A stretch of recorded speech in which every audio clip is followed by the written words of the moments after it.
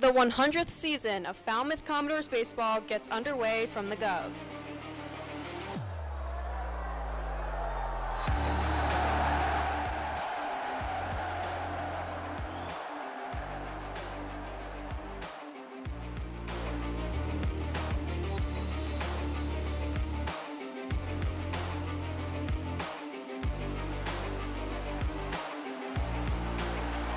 Swing and a miss. Strike three call. That's a fair ball down the line. The Doors are gonna score.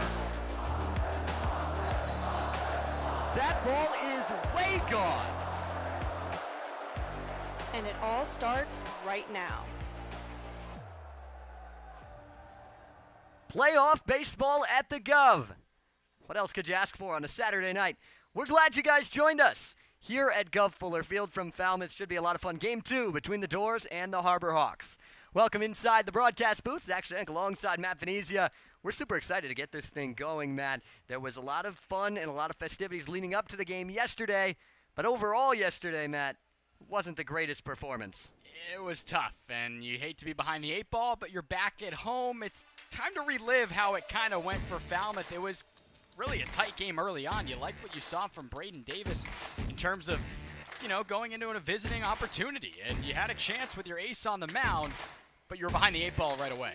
You were, but early in this game, as you mentioned, it was close. Falmouth fought right back, took the lead in the second, looked like they were going to be exactly what they've been over the last month, until it kind of started to falter a little bit. After this, brought in a run to take the lead, and then Hyannis got going. Absolutely. 4 runs in the second inning. It was a tough stretch for Falmouth. Braden Davis was giving up walks or a couple hit batters, and Hyannis had the carousel working, and that's not good. A part of that 4-run inning there in that second frame, and tough. They just kept it going, and they did not stop, to the tune of eventually 13 runs. The Harbor Hawks, that one was the home run from the guy that really was outstanding yesterday for Hyannis and Eric Snow. Eric Snow absolutely raked. Worked himself 2 walks aside from the 2-for-2 effort with that home run, and it was a blowout, but the Doors, what we were talking about, built momentum into tomorrow, which is now today, the 3-run ninth.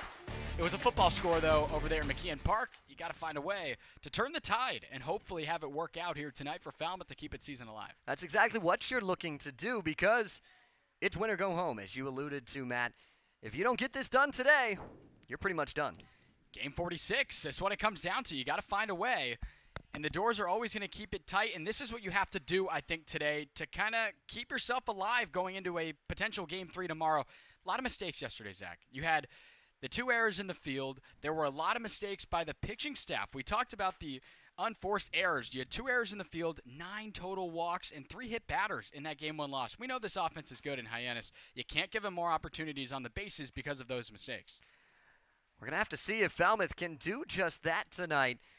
They're trying to get ahead in the count and early in this game. Absolutely. That's the other thing, too. You got to work good at bats. You got to find a way, and now you got to find a way to help out Travis Bazzani. He's been your best player on the team. That all starts today. We've got some pregame festivities going on here at the Guv before we get started on Game 2. With that, we're going to send it over to our public address announcer, Brendan Capozzi, who will have all of that and more for you tonight.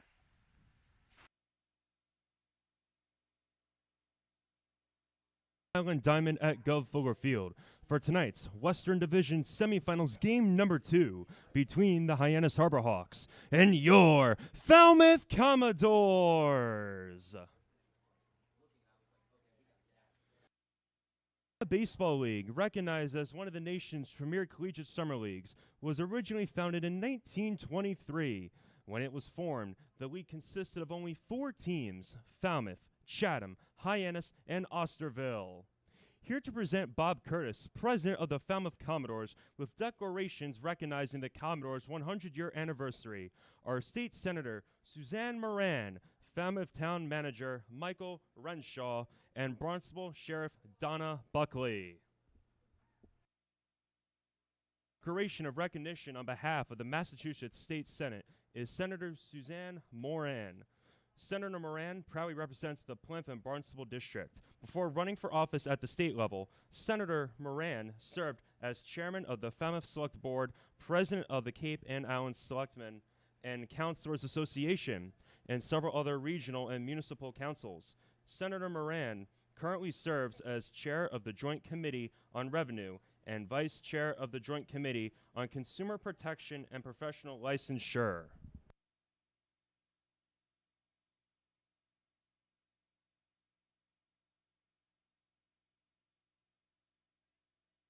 From the Massachusetts State Senate for the centennial celebration in honor of the 100-year anniversary of the beloved Cape Cod Baseball League. This is an iconic organization, and I want to thank the board, the volunteers, everyone from town, and the guests for making it the incredible experience it is. Thank you all. Thank you, Susan. Thank you. Can I get a picture of you both with the Yep. certificate? I can take the mic from it. Yep, perfect. Great.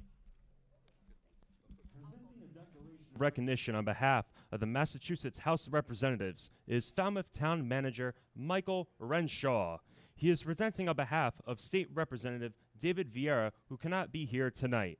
Michael Renshaw was recently appointed as Falmouth's new town manager and began the position on June 12th of this year. He is an experienced leader with over 30 years in local government. He most recently worked as the county manager for White County, Georgia. As the chief administrative officer of the town, Michael is responsible for administering and coordinating all employees, activities, and departments, including preparation and oversight of fiscal affairs. On behalf of the town of Falmouth and as the new town manager, it's my honor tonight to present you from the Massachusetts House of Representatives this resolution recognizing the 100th anniversary of the Falmouth Commodores. Bob, thank you so much for everything you've done and everything that you mean to the community. Thank you.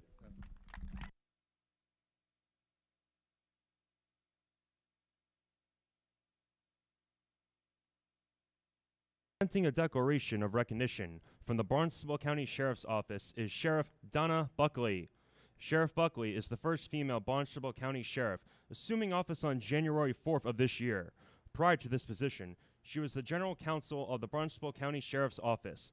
One of the many programs under Sheriff Buckley is the Barnstable County Sheriff's Youth Academy, a transformative summer program for children aged 12 to 16. Bob, it is my honor to present to you and the Falmouth Commodores this official citation in recognition of the 100th anniversary of the Falmouth Commodores. You are our hometown team. You are my hometown team. And for 100 years, the Commodores have been delighting Falmouthites of all ages, from the original location at Falmouth Heights Ball Field to today's permanent home at Arnie Allen Diamond on Guv Fuller Field. Falmouth's hometown team is woven into the fabric of our community. I am personally grateful for the work that you have done with our youth, and you have truly made this a community team. Thank you. Thank you.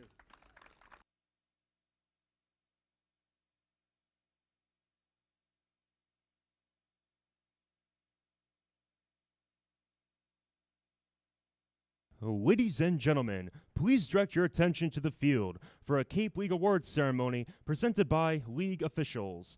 Senior Deputy Commissioner Steve Foucher and Commissioner Eric Zamuda.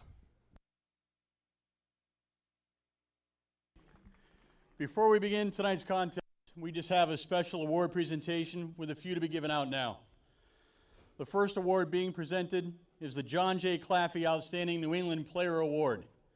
This award is recommended by general managers and the Cape League statistician. To be eligible, the player lists a New England address as their home address, with special consideration given to the player also attending a New England school. The winner tonight had a .318 batting average in 29 regular season games, 34 hits with 23 RBI. From Peabody, Massachusetts, and Northeastern University, your 2023 New England player, Tyler McGregor.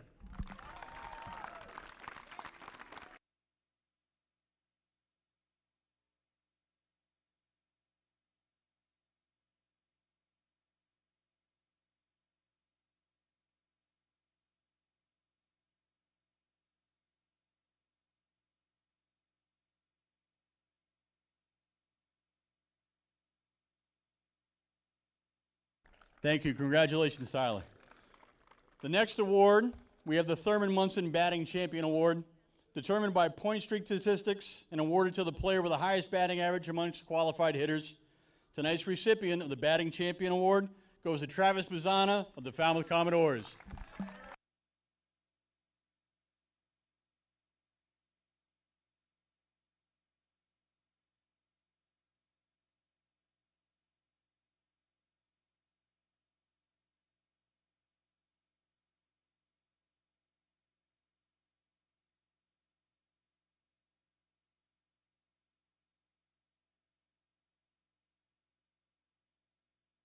Congratulations again.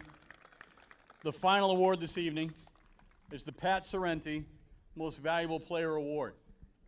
Voted on by field managers and commissioners, this year's winner had a .375 average in the regular season, 51 hits in 33 games, 6 doubles, 2 triples, 6 home runs, 14 stolen bases with 31 RBI. He also tied the league in OBP and only one of 4 qualified hitters in the entire league to not strike out more than walk. Your 2023 Cape Cod League Most Valuable Player, Travis Bazzana of the Falmouth Commodores.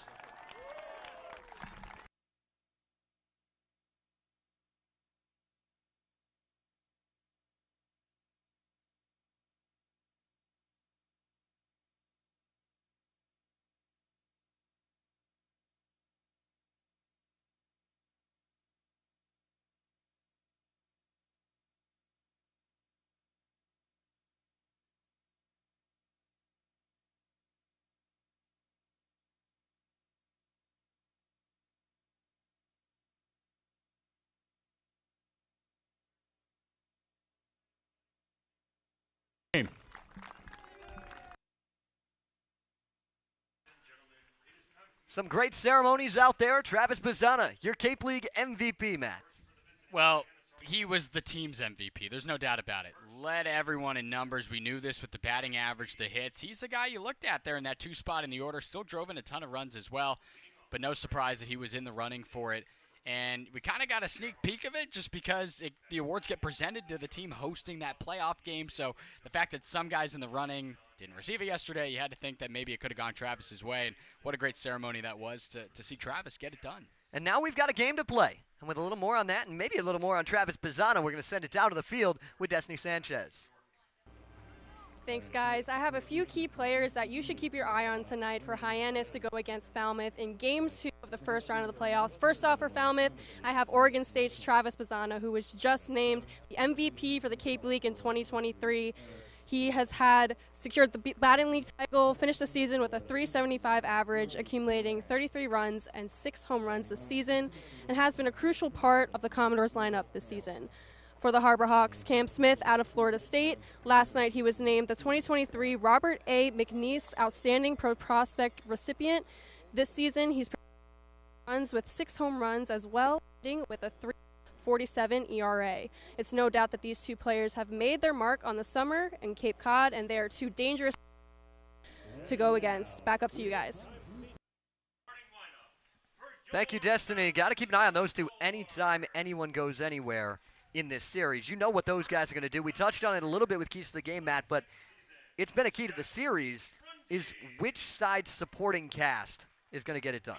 Both teams have offense. I mean, we saw it yesterday. Typically, 6 runs should be enough to get it done, right? You look at some of the games we saw yesterday. The 2-1 walk-off win for Orleans. I mean, you have a good pitching matchup helping you out. Falmouth gets it done, but that's just not what happened yesterday. And it goes back to that top key, as you mentioned. You got to limit mistakes, and it's going to come down to that guy right there. Michael Barnett's going to take the hill in a big game here for Falmouth, trying to keep the season alive. Had some big outings for him at UCLA in that rookie year for him, but nonetheless, he's been real good for Falmouth. He's been solid as probably that number 2 in the rotation towards the end of the season. We'll get into his numbers later, but again, we know what the offense has. The pitching for both sides, it's going to come down to which arms are going to be effective in the situations they come in. And Falmouth used Garrett Coe yesterday. Hyannis has pretty much everybody in terms of their stable of top-end relievers available today. Absolutely, and you saw a good job from Grant Goodlad, right? He was able to use a ton of his ability yesterday to kind of close it out. In other words, ate up some innings for you. outside of Co, you still have some of your other guys going. Charlie Kuhn should be available. Nolan Moore should be available. I'd say Parker Coyle would be available as well. So now it's a different way to manage the game, obviously, because your back's to the wall. So it's going to be very situational for Falmouth, I think, because, again, you can't worry about tomorrow because Falmouth doesn't know if it has tomorrow. You got to focus on tonight, and I think that has a big role. And then worry about tomorrow if you get to tomorrow. You got to focus on tonight. For the first time this season, tomorrow, not guaranteed for the Doors. We'll find out if they can make it happen. Lineups and first pitch right around the corner. But now we're going to send it down to the field for the national anthem and the first pitch.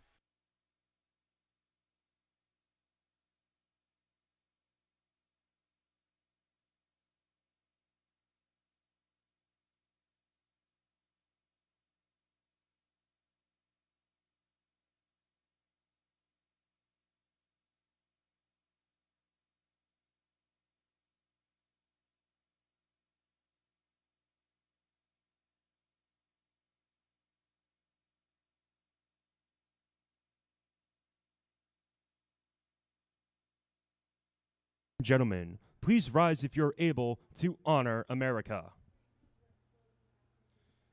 Singing the national anthem tonight is Emily Saba.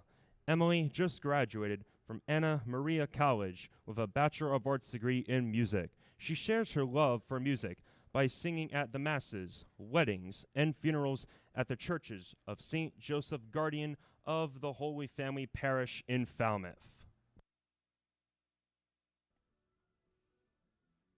Oh, say, can you see by the dawn's early light what so proudly we hailed at the twilight's last gleaming, whose broad stripes and bright stars through the perilous fight o'er the ramparts we watched were so gallantly streaming,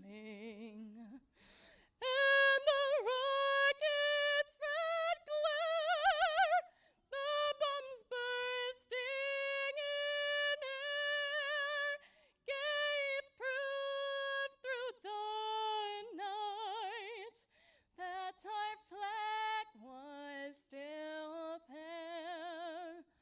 Oh, say does that star-spangled banner yet wave o'er the land of the free and the home of the brave?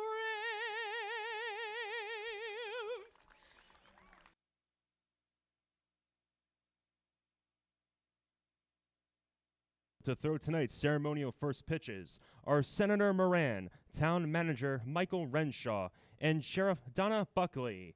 Catching those first pitches are Garrett Coe, Charlie Kuhn, and Nolan Moore.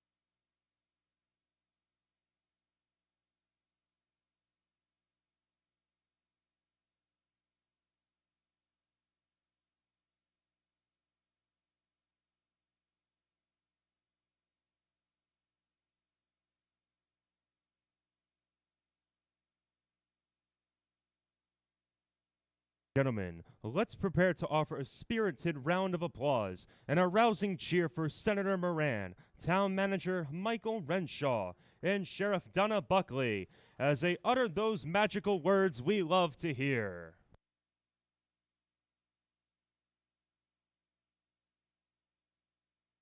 Play ball!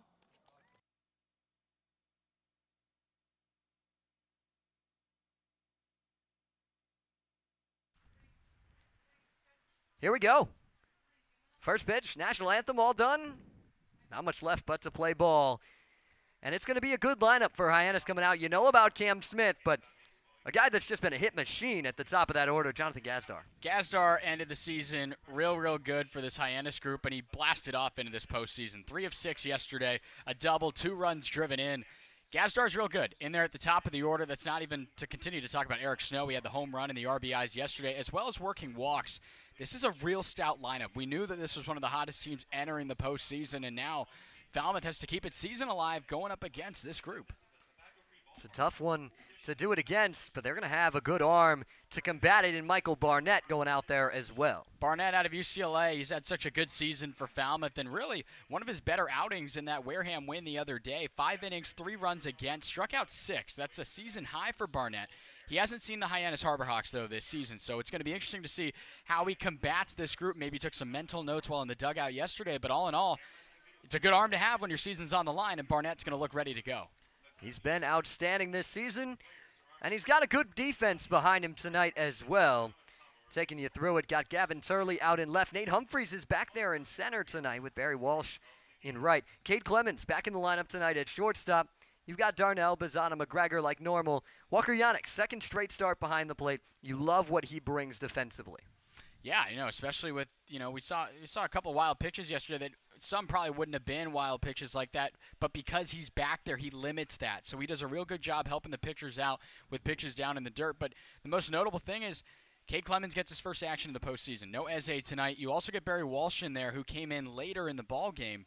So what Falmouth is going to have to do here is different guys getting opportunity tonight. You're going to have an interesting look here. Caleb Hall, we saw him today, was walking around, looks to be all right after suffering the injury yesterday. But you got a bunch of different guys here trying to fight for the season. See if they can keep it alive. Umpiring crew, it's a 4-man crew in the playoffs. This is the first one you've checked out here in the Cape League. 3-man umpire crews throughout the season. 4-man crews for the playoffs. John Budka behind the plate. You've got Chris Scott at third. David Martinez, last night's home plate umpire, he's out in the field. And then Sam Finn heads over to first base today. Yeah, Zach, nothing too crazy in this lineup for the Harbor Hawks, except now Brody Donay will be at catcher. He'll be in there instead of Bennett Thompson out of Oregon yesterday. Donay came in as a pinch hitter. We saw a strand of 4 consecutive pinch hitters yesterday in the later part of the ball game. So, nonetheless, you got another loaded lineup in Hyannis, and they put up 13 on you. You got to limit that.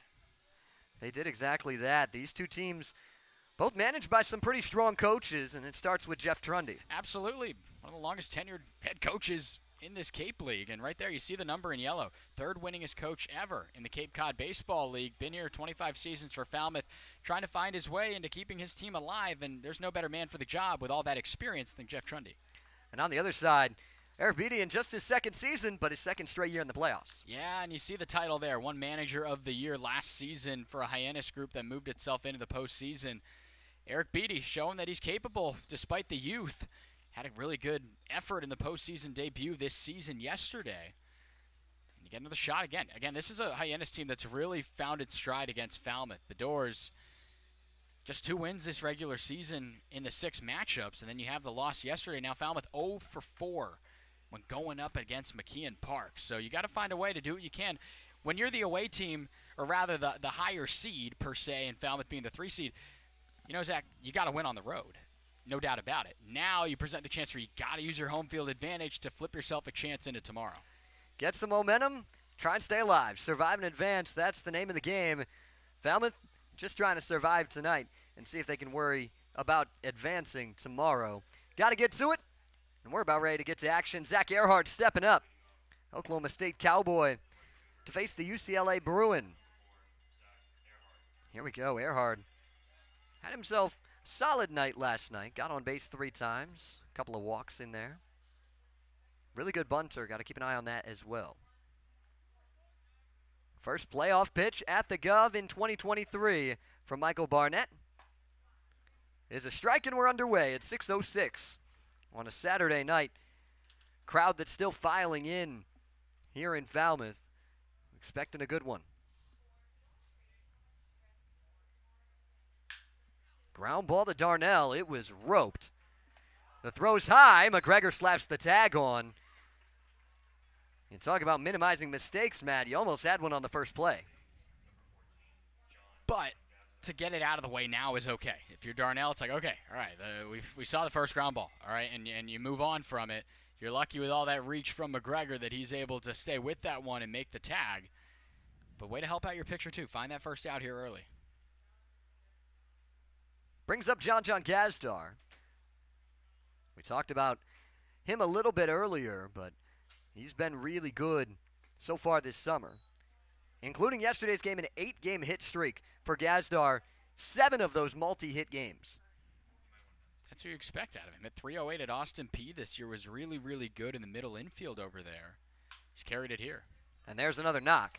Unsurprisingly, finds himself a fastball and ends up on first base. I haven't looked at the metrics for all the postseason stats now, but he's got 4 hits in a game and change. Gazdar has just been scorching hot, and he shows you why right there. Gets a pitch there.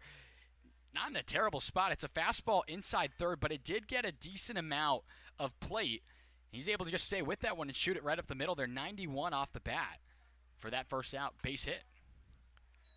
Smith tipped it foul. The only man around the league you could probably say had a better day than Gazdar yesterday was Davis Diaz with Brewster. He went 4 for 4. The Whitecaps just dismantled YD yesterday, but now the Red Sox look poised to try and get themselves back today. You could pick any Whitecap probably in that lineup, given the plentiful of football scores we saw in the postseason debut of this 2023 campaign. 3 of the 4 games had the winning team in double digits. The only one that didn't was the 2-1 game between Orleans and Harwich. Now, granted, I don't know what we were maybe expecting with postseason and college athletes. It's not like, you see Major League Baseball postseason 1-0 victories and things to that nature, but my goodness, it was eventful yesterday with all those runs we saw.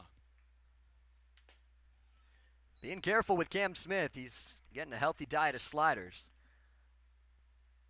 He's been disciplined, though. He's seeing the baseball extremely well heading into the postseason, really all summer long, but as of late, he's been locked in. He's got 11 hits against Falmouth this year, and just now, including yesterday, 7 games. Cam Smith has been dialed in against this group. One of the top prospects in the Cape League. Yesterday was named the most outstanding prospect, and he's going to be a really high pick, I would assume, when he gets to draft eligibility in a couple of years. Got to talk to him a little bit earlier. He was talking to Luke Heyman, Florida Gator, Florida State Seminole, and Cam Smith. They were reminiscing on that series that they had earlier this year. Barnett with a really good pitch. Change up that just missed the zone. And it's full to Smith. Early pressure pitches. This is the same thing we saw yesterday. Can Barnett handle it?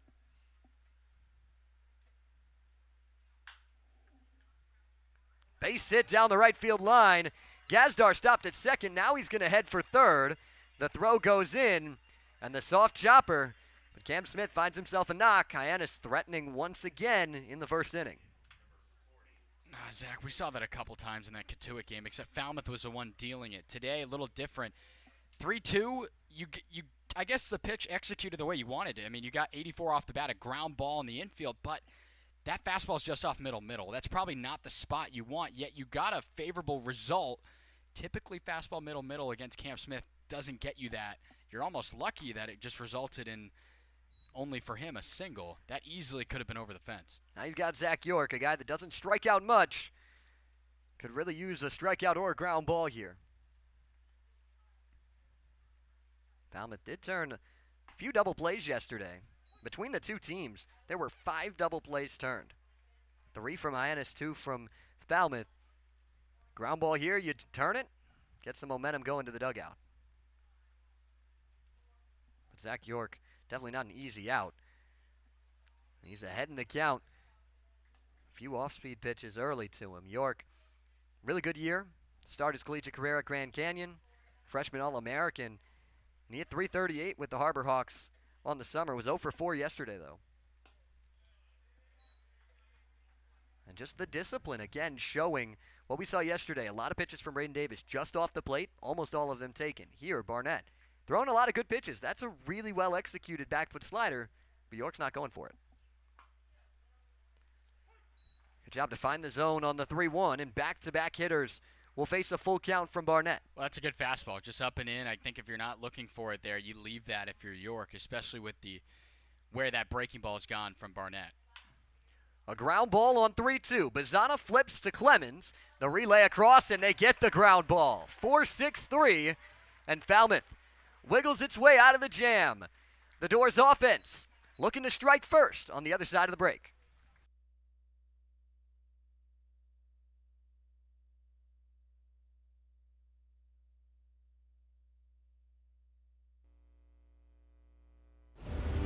Falmouth Commodores have been part of the heartbeat of Falmouth since 1923.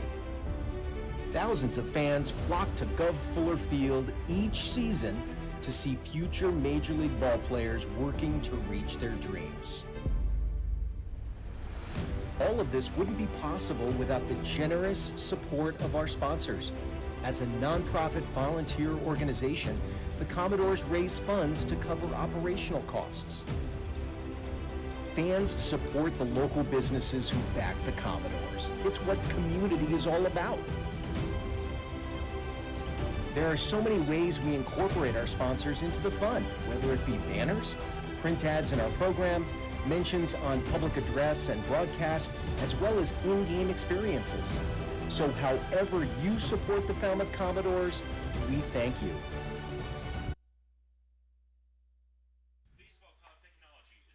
Commodores offense looking to get going early and try and take a lead in this one, and it's going to start with a couple of Beavers at the top. You see the MVP in the lineup. That's where the focus has to be, but what else is going to have to happen for Falmouth? Well, I think it's interesting to see Gavin Turley up to the 1. We know his big slugging bats turned alive. Remember the .355 average over his last 13 games. There's a reason that he slowly progressed up, but he was only staying at 5. This is Jeff Trundy saying, okay, we need to get him more at-bats quickly at the top of the leaderboard. But what happens when Bazana goes hitless 0-for-2 with 3 walks like we did yesterday with the Harbor Hawks working around the MVP? You need someone else to step up. I predict it's Turley and those other bats the rest of the way. It can't be a one-man show tonight to keep the season alive. And they've got a tough matchup as well in Hayden Frank. The third time that Frank has seen the Commodores this season, but he's got really good stuff out of Lipscomb. That he does. He's a good lefty arm, and you see the numbers there. And his last go against Falmouth has it right there. Overall combined 7 innings, just 1 run against Falmouth over the course of his time. So he's an experienced arm. He's getting a good opportunity here for Hyannis. And right now you've got a relatively balanced order for Falmouth, typically a lot of lefties, but there's a good amount of right-handers here that are going to have to work against this defense here. We know the outfield's typical. It's the same thing we saw yesterday, but not a whole lot of change other than Brody Donay behind the plate. It's a good one. Gavin Turley starts out ahead in the count. Part of the reason you got to think as well for Turley moving up is he's so good at getting on base. Ton of walks, both at Oregon State and this summer. Took a big hack at that fastball. 3-pitch mix from Hayden Frank, a fastball, a curveball, and a changeup. Fastball can get up to 93. Used the curveball quite a bit. Good 12-6 movement on it.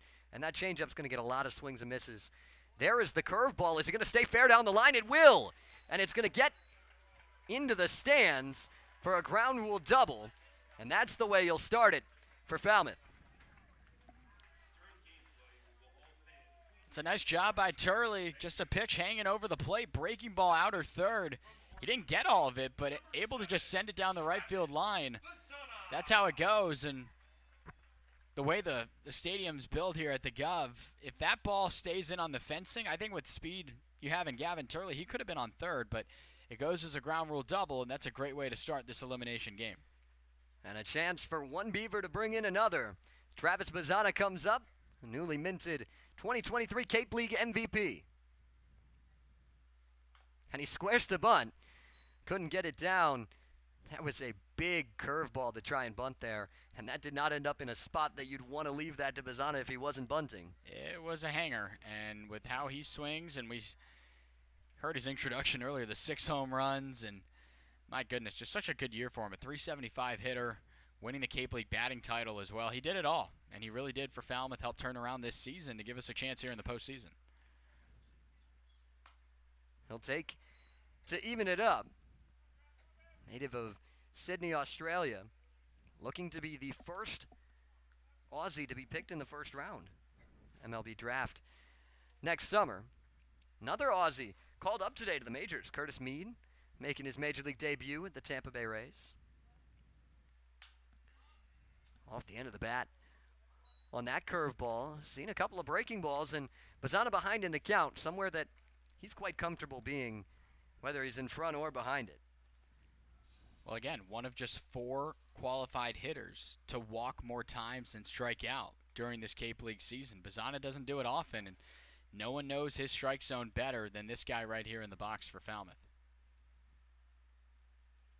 The 1-2 is outside. And you see close takes like that from Bazzana all the time. He's not really that worried about it because he knows where he wants to swing at and how he wants to attack. They're shading him to pull. Eric Snow playing well away from the second base bag. Another good take on a breaking ball. Just like that, we're full. Yeah, Trackman says it was off the plate. Good frame job by Done, but nonetheless a better take by Travis Bazzana. So he's worked himself a full count. And takes ball 4. From 1-2 to another walk. The 4th walk worked in this series by Travis Bazzana. And both Beavers at the top of the order find their way onto the base paths. Well, the 2 Beavers, as you mentioned, doing what you have to do. Find a way on base for 3-4-5. That's what presents it here for Yannick. He's got a big swing. Does the catcher out of Sam Houston State, and he's been in the 3 spot for Falmouth over the last, I'd say, 3-4 weeks now for the Doors. Really, ever since Kyle DeBarge made his way out for Falmouth, Yannick stepped in and I think had better numbers than before when he was a little bit down in the order. Had a 1-for-4 day yesterday, a really good swing on an out with the bases loaded, really the last chance that Falmouth had to cut into it and make it a game again. Lined one at 107 off his bat, but right at an outfielder. I believe it was a 7-2 game, maybe right around that time of when he had that line out, but caught it right on the barrel, but just right at the left fielder. It's a fastball up. Makes it a ball and a strike. Bearcats got good speed too, so there is the possibility for a ground ball double play, but when you've got Bazzana and Yannick running, you feel decently comfortable about his chances to beat it out if it is on the ground. That's a really good spot for that pitch, Zach. Going to the back door, low and away from Yannick. Again, it's such a good pitch as a lefty to utilize it against a righty. I mean, you don't want that pitch in a 1-1 count to hang over the plate, but if you have the trust in your stuff to start it so far off the plate there to just come back and get the corner, it makes it tough for a hitter. The 1-2. Fastball up. Haven't really seen the changeup yet from Hayden Frank. That's one of his better put-away pitches. The chase rate up near 40% on that pitch. We'll see if he goes to it in the 2-2, because once you get to 3-2, then you really don't want to go to a pitch out of the zone with a disciplined hitter like Yannick. It's another curveball. Yannick might be upset with himself at that one. That one more over the middle of the plate. Just kind of had to hang with it. Again, if you're a hitter and you know the scouting report, you're probably banking on potentially seeing that changeup at some point. Again, the big wave and miss rate that Hayden Frank gets on that pitch, you expect that he would use that. Maybe we see him build that into the second time through the order. Takes outside. Sped it up a little bit. It's a good breaking ball, but it stays out, and another 3-2 count. These are the type of at-bats that we saw a lot from Hyannis yesterday, and now Falmouth early with the same type of discipline in their at-bats.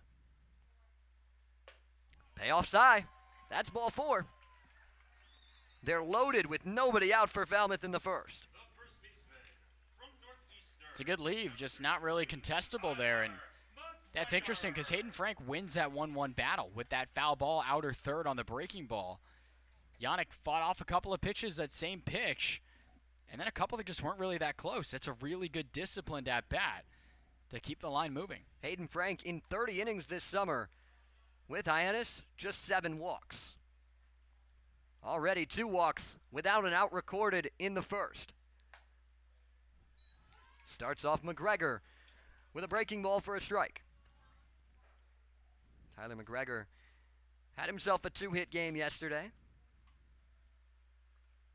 We've seen him come through in big spots again and again this summer.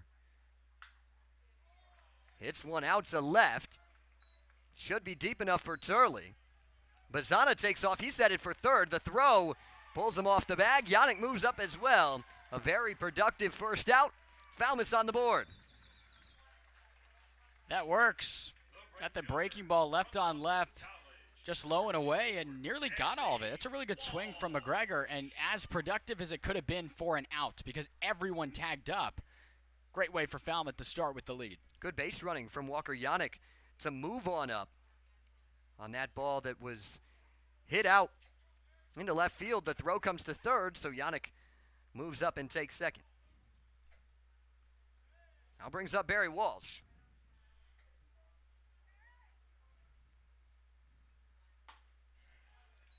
Comes up empty on the first pitch.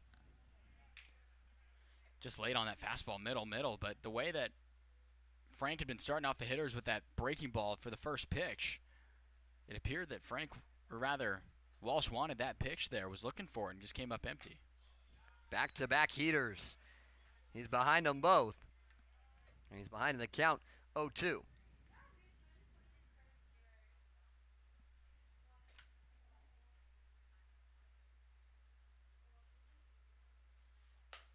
Three pitches, three fastballs, three swings, and three misses.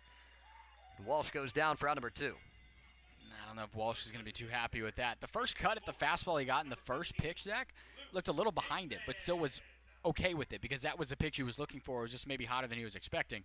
But to get 2 more and come up empty on all of them, that one in a good spot. It's just on the top shelf, elevated the heater, comes up empty. And he rose it each time, got a little bit higher, and also a little bit quicker. Then he goes to the changeup. Heyman comes up empty. That's the first time we've seen it. It's quickly 0-1. And Luke Heyman now batting in the 6th spot in the orders, wondering where the heck was that pitch earlier on in this ball game. I've been anticipating the heater or the curveball. Then he gets the fastball. Hayden Frank found something after that flyout. He's thrown 5 pitches, gotten 5 straight swings and misses from Falmouth bats. He's got more than half an immaculate inning right here with these cuts and misses. Upstairs on the 0-2 to Heyman. Looking to work a good at bat. 2 more in scoring position for Falmouth, trying to take advantage early. They had a 1-run lead in the second yesterday, but couldn't hold it. Now the changeup laid off, and it's 2-2. Florida Gator at the plate. Will be a draft-eligible sophomore, so is draft-eligible next season. 2-2. Can't get down the line. Smith's going to hold up. And the run does score, and Yannick is tagged out. But the run does count because he elected to go for the tag rather than throw across.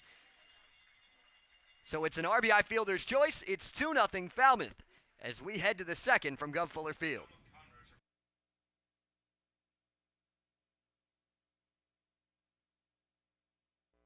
Are you looking for that perfect pregame meal? Supreme Pizza has you covered. Its extensive menu has everything from pies and calzones to salads and subs. And with its online ordering system, delicious food is just one click away. Supreme Pizza is open every day of the week. Order online or stop by their store located at 147 T-Ticket Highway and try a slice today. From all of us at Supreme Pizza, we would like to wish the Falmouth Commodores a great season.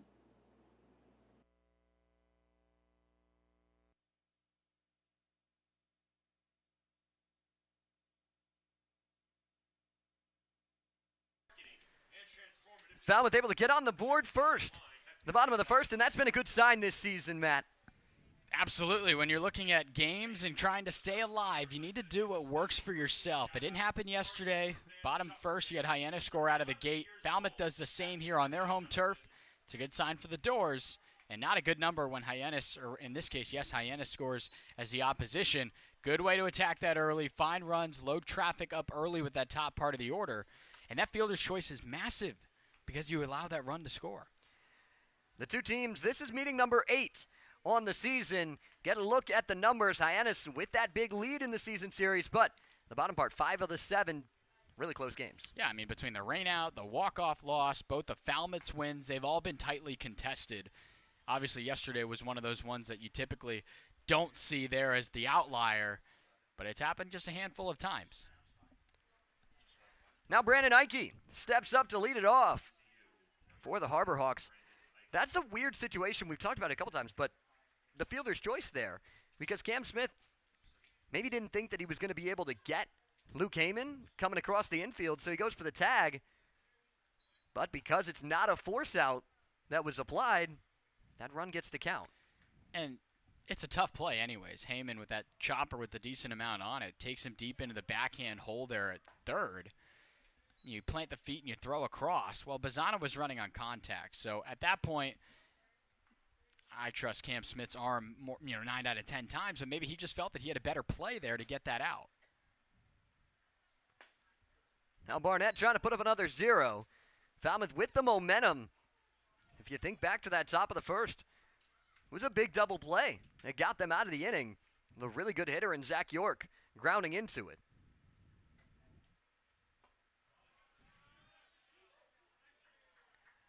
That slider has had really good movement to it. Just right now, the wrong team to throw it to because Hyannis just isn't biting. They're the best team in the league at not striking out, and they're showing that over the first 2 games of this series. That it is, and we've talked about it big time, and now it looks like that actually hit him. I was going to say you can't fall behind after putting up a 0 like that, Zach. You need to find a way to put up a 0. Major 0, especially because of the traffic that you avoided last inning. But here at that walk, it starts off the way you don't want it to. And now it's Nick Mitchell, the second of the 2 left-handed hitters in this lineup for Hyannis. First one grounded into a double play. This one misses inside, and a walk and a wild pitch. More free 90s. Yeah, just off the glove there from Yannick. Saw it a couple of times yesterday. There were a lot of balls that went back to the backstop there at McKeon Park. Whether it's a wild pitch or a pass ball, that's what we talked about. You got to minimize that. That's a free 90 feet right there. Nick Mitchell got on base and scored his first 2 times up, both by being hit by a pitch. Hyannis hit by more pitches than any team in the league by a landslide this season. Those guys crowd the plate quite a bit, and they're not afraid to take it. Well, that's what it looked like yesterday. A lot of the plate being crowded. There were a lot of close calls there on check swings and even pitches just off the plate. We were talking about how we thought David Martinez did a decent job there behind the plate, but nonetheless, there were a lot of opportunities that were just barely misses for Falmouth. Good job by Barnett. It's a battle in this count. He's got it even to Nick Mitchell. Mitchell spent this past year at Western Illinois. Now headed back home for him. He's an Indiana native, and he's headed back to Indiana to play for the Hoosiers. Pulls it foul. Had a really good year this year with Western Illinois. .354 average for the Leathernecks. At one point was sitting in the top 20 in the country. Had his average up above 420.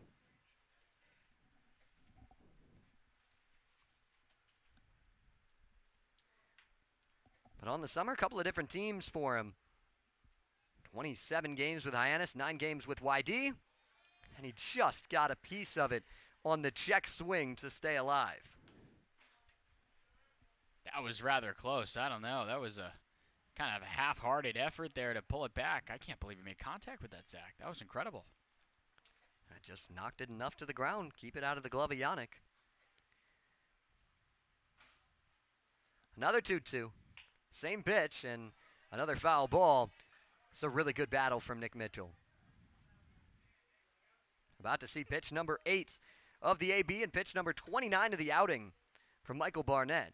Hyannis doing a nice job of, once again, getting to a Falmouth starter early in terms of driving up the pitch count.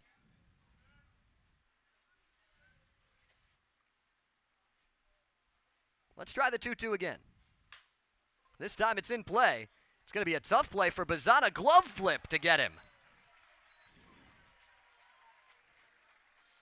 That's a highlight reel play there by Travis Bazzana. That was difficult. You know, he knows it better than anyone if he's going to have time to be able to execute that transfer. So instead he says, let's just try the flip here. And sometimes when you try that, you get too much air on it and don't get enough distance. Well, clearly he's had some practice because he judged that perfectly and it was right on the money to Tyler McGregor. Silky smooth. Now Eric Snow's up. He's the tying run, and he did himself some damage yesterday, as we showed earlier, including his second home run of the summer. Was not retired at all in that game yesterday. Yeah, Zach, that 2-run home run in the 3rd inning. We saw every inning, but the 7th had offense in it for Hyannis yesterday. Just an incredible offensive outburst by the Harbor Hawks, and a lot of it was aided by, again, those mistakes that we led off with the keys to the game. But Snow didn't miss that one. It's a short park there. We finally saw one of those kind of moonshots for McKeon Park standards yesterday into the trees and left. Snow was a really highly touted recruit out in a very talent-rich state in Georgia. He was the 3rd-ranked shortstop in Georgia in the class of 2022. Top 160 recruit nationally by perfect game. And backed it up this year at South Florida. 327 average. Had himself quite a few extra base hits as well, 18 of them. 6 long balls. The 1-2 from Barnett is upstairs. Another highly touted freshman was Michael Barnett, part of yet another top 25 recruiting class. They've now got 10 straight top 25 recruiting classes at UCLA. Big Ten country now. It sure will be soon. A base hit down the line from Snow. And with his speed, he might try for second. Turley's got a cannon. Throw just a little late. An RBI double. And those free 90s come back to haunt the Doors at the top of the 2nd.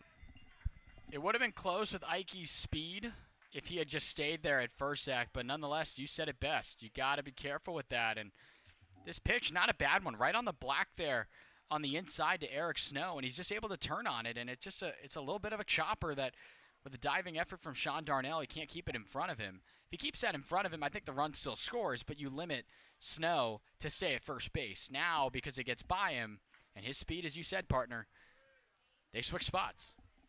Brody Donay steps up, a chance to immediately tie this game or give Hyannis the lead. The last time that Donay took the field here at the Gov, he blasted a first-inning home run, put Hyannis up. Falmouth didn't get back even until the bottom of the 9th inning. The Doors with a comeback victory over the Harbor Hawks back on July 31st ended in a walk-off win. Yeah, you're down 2 runs with 2 out, and then you work consecutive walks to present a massive opportunity to come back and win that baseball game. Another ground ball. It's going to get through into left field. Turley will get to it quick enough, and they'll hold Snow, so they're on the corners. But another hit back-to-back for the Harbor Hawks, and for the 2nd straight inning, they're on the corners with 1 away. Barnett goes with the big slugger, gives him a slider there, but it got a lot of plate. Just off middle there, and Donay, not the hardest hit ball in the world, 88. He certainly didn't get all of it. We've seen what he does when he does get all of it. But just through the hole there past Cade Clemens' diving reach, and Eric Snow now at the corners again. You can have that executed ground ball double play to avoid more damage. Taylor's got a lot of speed from that batter's box. The 2-sport star at Clemson, also a wide receiver on the football side and an outfielder on the baseball side. Yeah, he was a pinch hitter yesterday in the 8th inning. Right off the bench, got hit by a pitch. Funny how it works when you don't play all game, but again, as we mentioned earlier, 4 consecutive pinch hitters were used there, given the big lead. And a pitch clock violation on the batter, Will Taylor, so it's already 0-2. You'll definitely take that if you're Barnett. Absolutely. That just changes what you're thinking there with Yannick behind the plate calling this, the pitch signs. Different situation now. Tipped into the glove, and just like that, Barnett picks up a big strikeout. And it sets up an at-bat with Zach Earhart and a chance to get out of this inning with the lead still intact. Well, that's the key. The offense from both sides is certainly going to come. We've saw it yesterday.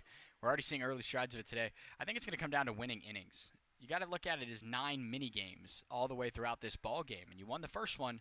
Got to keep intact this chance here to try to keep that lead intact. You win every inning, you're going to win the game. That's the way they're doing it and the way that Falmouth is looking at these games, as they've said all year, just trying to play good baseball, one pitch at a time. See if Barnett can do it on this 0-1. Earhart flies one to left, and Turley runs it down. Hyannis strands a pair on the corners, and Falmouth finds a way once again to sneak out of the jam with the lead intact. It's 2-1, Doors in front. Head to the bottom of the second, but before we step aside, Destiny Sanchez has a message for you from Cape Cod Healthcare. Thanks, guys. Cape Cod isn't just any community, it is our community. At Cape Cod Healthcare, providing exceptional quality care for our neighbors and visitors is the core of everything we do. From wellness initiatives to preventative screenings to leading-edge technology and specialized clinical expertise, our dedicated team is committed to delivering care that enhances the well-being of all in this special region. Cape Cod Healthcare congratulates the Cape Cod Baseball League 100-year anniversary and is proud to be this year's official healthcare sponsor. Learn more at capecodhealth.org. Cape Cod Healthcare, caring, commitment, community.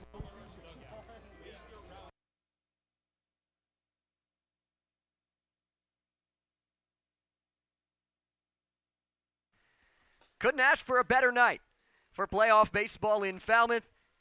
77 degrees, there's some clouds, there's some blue, there's a little breeze, and it's baseball weather in August in Falmouth. That it is. It's good to be playing baseball in early August, aside from the 2 games that everyone gets, August 1st and 2nd. But to get that off day, you prepare for baseball, postseason that is, and saw that happen yesterday, and now you continue on here with, you know, look, the rest of the way, you're going to have to play some comeback baseball. It's just how it goes, and good teams find ways to win when their backs are against the wall. And it's early. There's a lot of time left in a lot of these games, but if all the scores held the way they were, we'd have 4 Game 3s tomorrow, Matt.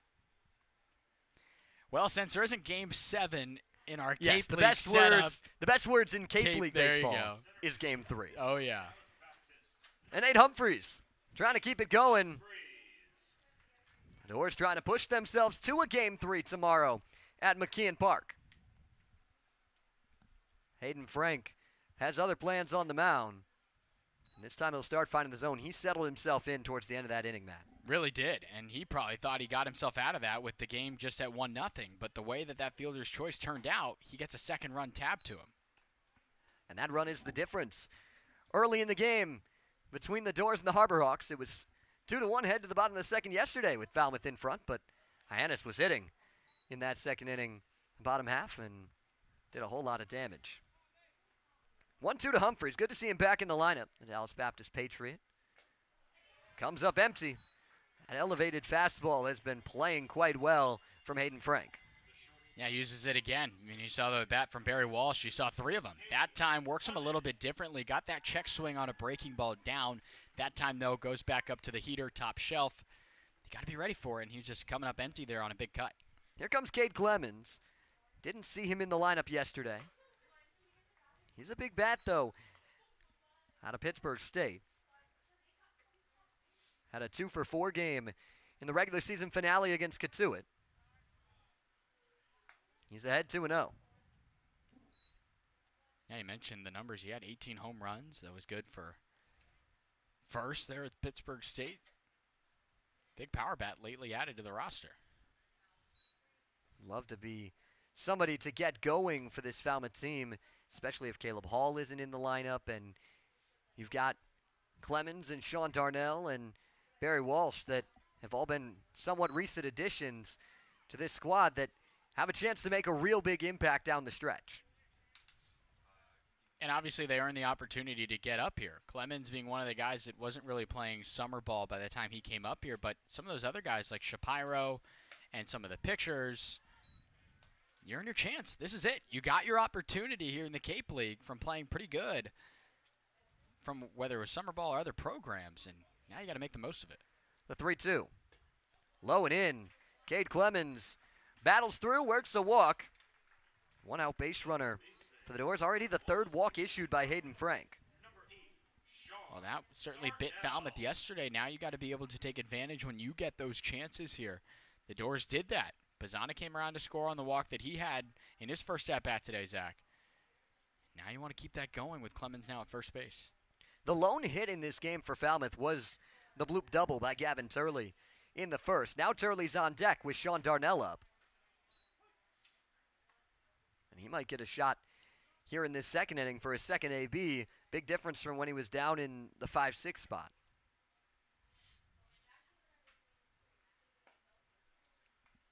Sean Darnell at Wallace Community College. A couple of those guys here this summer, and they've both been good and productive. Darnell had a pretty hot start to his summer with the Doors, went 1 for 5 yesterday. He's ahead in the count. 1 home run on the summer as part of that monumental effort, the 27-2 victory over Katuitt. It may not have been needed there late in that ball game, Zach, but it still counted the same to that scoreboard. Breaking ball just out, and another hitter ahead, 3-1 for Falmouth. Yeah, 27 runs on 27 hits for Falmouth back on the 28th. What an effort. 3-1, little nubber the other way. Smith runs it down. And he's not going to get the double play. Cade Clemens dives in, and Ike was off the bag. Ball that looked like it might sneak into left field, but instead, it's just an L5. That was pretty close. Remember we talked about the fielder's choice by Cam Smith not deciding to throw across the diamond. Now he's just running more towards the shortstop position, but still got that pretty close. I think the throw beats him, does Cade Clemens there, but it just pulled the first baseman, Ike, off the bag just by a little bit. Now Gavin Turley steps up. He's already got himself a double. Looking to add here and keep the inning alive.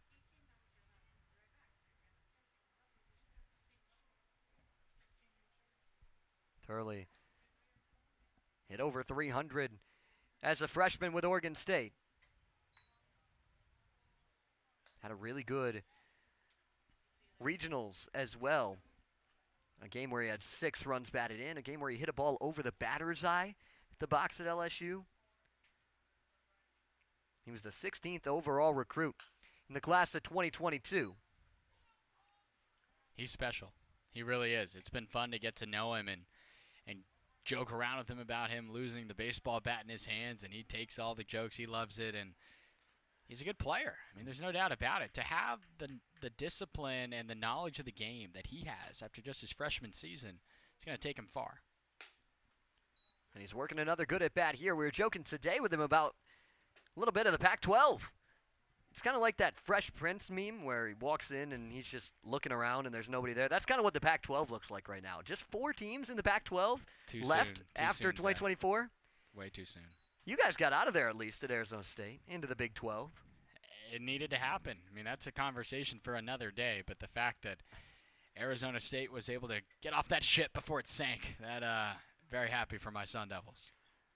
3-2 swinging, and he'll keep himself alive. Another good at-bat, continuing to drive that pitch count up. Already 47 pitches from Hayden Frank in the first 2 innings. You're winning that battle. That's the key. Barnett's got some pitches going against him as well, but you're getting him up there if you're Hayden Frank, and he's already had the walks too. 3 of them now, as you mentioned earlier, Zach. Another 3-2. Breaking ball, jam Turley. I mean, a long run for Mitchell, and it's going to drop and get by him. Clemens being waved around. The throw's not going to get him, and it's an RBI double for Gavin Turley. Makes it 3-1 Doors. Nick Mitchell was hustling in, but just couldn't get to it. He was respecting the power of Turley. Sometimes when you got that much pop, find yourself a double. Both doubles, by the way, for Gavin Turley. The first one, exit velo 67. That one, 65. Yeah, he certainly got sawed off and obviously able to get that one down. And Mitchell's just flying in there trying to play that on the 1-hop. It's a tough play nonetheless. But when you do that, you got to be confident you keep that ball in front of you, and just didn't do that. And good heads-up base running by the Doors with 2 outs. Cade Clemens is going on the pitch. easily in there to score, and Turley, good heads up out of the box to turn on the Jets and get up to second. And now Bazzana with another RBI chance. Walked last time. It's the same thing he did 3 times yesterday. One of those walks, an intentional walk. You haven't seen many of those this summer, but they didn't want to see Bazzana, especially after falling behind him in that count. Another chopper. He's getting a whole lot of breaking balls. But he's just getting a piece and continuing to stay alive.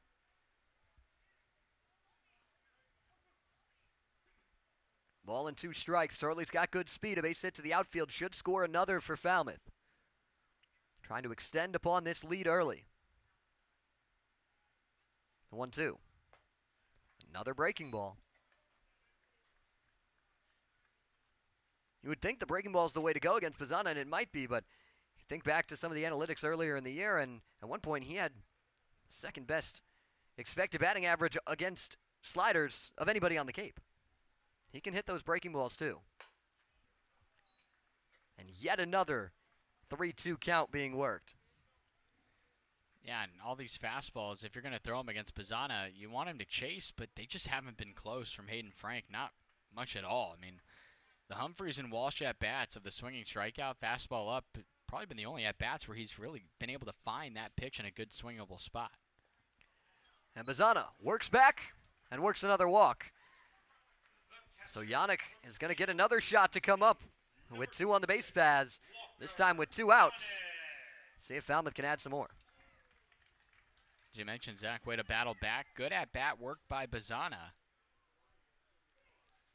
That's the 4th walk issued by Frank. Nobody's warming in the pen. What I mentioned earlier, just 7 walks all summer. And now we've already seen 4 from Frank. Kind of similar to what we saw yesterday from Braden Davis, who was really good at limiting walks during the regular season and then walked 5. Yannick was one of those walks back in the 1st. Loaded up the bases for McGregor. Another walk here would do the same in the 2nd.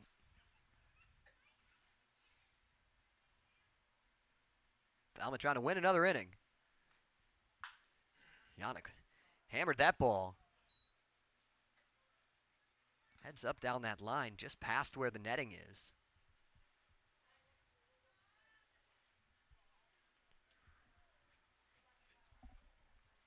Yannick was on the WAC Conference All-Tournament team. He was the tournament most outstanding player in the WAC this year. Sam Houston State making it to a regional.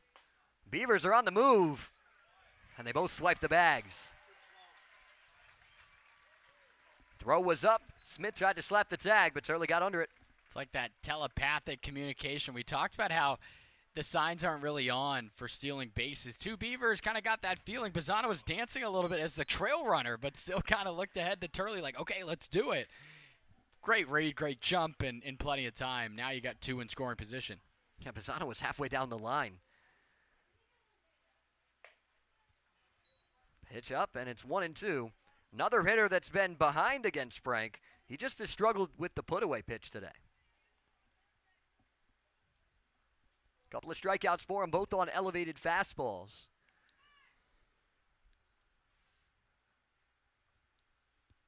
Curveball, just got a piece of it.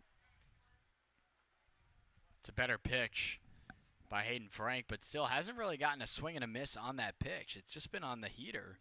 That's been that put-away offering, except he just hasn't been able to locate it. Yeah, with the exception of the at-bats to Walsh and Humphreys, really hasn't been much swing and a miss at all from this Falmouth team today. Sliced that one foul. Fastball got a lot of plate, and Yannick just a little late on it. Yeah, just up and away, but relatively close to middle there.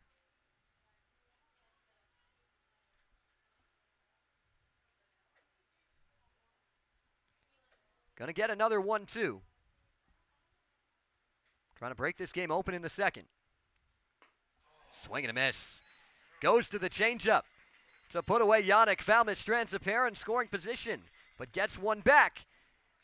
And it's a 2-run advantage as we head to the 3rd from Falmouth.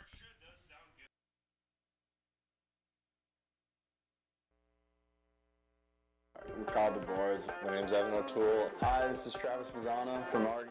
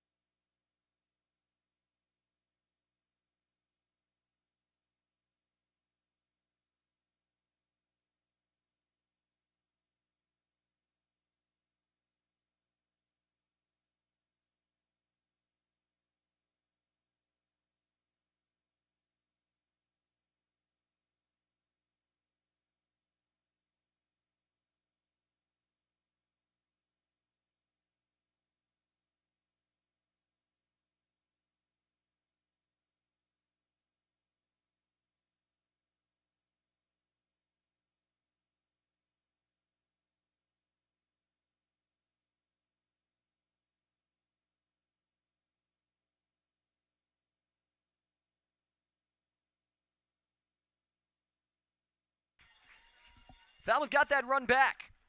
In the bottom of the second, now 2-3-4 for the Harbor Hawks. Michael Barnett tries to settle himself down and see what he can find. Hayden Frank threw 60 pitches through the first 2 innings. Barnett hasn't thrown that many, but his pitch count is getting up there as well. That one is continuing to drive that pitch count up. I mean, you got to be careful, obviously, against Gazdar. We highlighted him at the top, the 3 hits for him yesterday. It's good to show him the breaking ball there. Leave it down, though, but you got to be comfortable to work back in counts. Slicing away. Is it going to drop fair? It is. John Gazdar finds himself another knock. I mean, I think I need to find the numbers on this now. He's got 5 hits in a game and now 2 at-bats, Zach. He has just seen Falmouth pitching really, really well. Now, that's a breaking ball over the middle, right on right. It's going off the plate, but it's, again, just kind of hanging there for him. But he didn't get all of it. Puts it in a good spot of the field, though, the other way to drop down for that hit. I don't think he knew out of the box that that was getting down. Now Cam Smith's up. He sees another slider. The Hyannis side getting loud. We've seen the Falmouth side be loud early in this game, but the Harbor Hawks trying to fight back in it. Cam Smith trying to battle. That's a good spot for that fastball, though. We've seen some of these pitches get a lot of plate, but if you're going to throw him the heater, you need to put it where it needs to be. That's under the hands, low and inside. Tough to turn on that at 90 on the gun right now for Michael Barnett. Smith, a member of the ACC All-Freshman team this year. And a Cape League All-Star. Led league in hits this year. The only man on any team to play in all 44 games. And that almost broke. He was a pinch hitter in that game that the Doors walked off Hyannis. It's exactly right. Good slider, just a touch below the knees. And a really nice take from Smith. When we heard that yesterday when he got the Best Cape League Prospect Award, we heard that he was one of 4 players. I looked back and was like, wait a second, he didn't start that game that Falmouth won in the regular season up until being in that 9th inning at bat. Ground ball to Clemens, takes a nice candy hop for him. The relay across will retire him. That leadoff single erased the second double play that the Doors have turned in the early going. And they're clean now with 2 away. Breaking ball, middle. But took a good hop for Cade Clemens. He was getting over to be there and square up his body, feel that on the ground. But the lip of the grass gave him a nice hop right to his chest. Now, you don't want that to be any higher. That maybe delays his ability to flip it, but it worked out for Falmouth there to clear the bases, as you mentioned. Good frisbee breaking ball. Starts off Zach York. He was the first double play ball. That retired the side in the top of the first. York still looking for his first playoff knock for this Hyannis team. It'll almost assuredly come at some point. Falmouth hoping to keep him off the board. He's a big presence from that left side. He can really swing it. He's not just a pure power hitter. He finds himself a lot of base knocks. Broke a lot of Tim Salmon's freshman records at Grand Canyon this year. 1-2, barely off the plate. Michael Barnett disagreeing with that call, but it was close. Yeah, not a bad spot. Trying to find the fastball just inside. Goes back to the breaking ball on the 2-2. Clemens has trouble. He's got time, but it's thrown away into the bullpen. And York will get to second. And it is a double error. Cade Clemens. Talk about don't compound errors. Well, that's what happened there. It's a fielding error and then a throwing error. But still nothing hurt. You'd rather have the errors there than have them in a different spot, because if you find your way out of this inning, 1 out away from doing that. But that's been the trouble for Falmouth, just at that shortstop position specifically. Eze not in the lineup tonight, but a part of those 2 errors we saw yesterday. You got to find a way to be a little consistent there defensively at that position. Because, look, now any of these runs that come in are not earned. Should that happen, Barnett can still work out of it, but you don't want your pitcher having to work more pitches and drive that pitch count up and work in certain counts that he could be sitting in the dugout right now for. Fly ball out to deep right. Walsh is going to have room, and the error doesn't hurt. But a couple more pitches on the arm of Michael Barnett.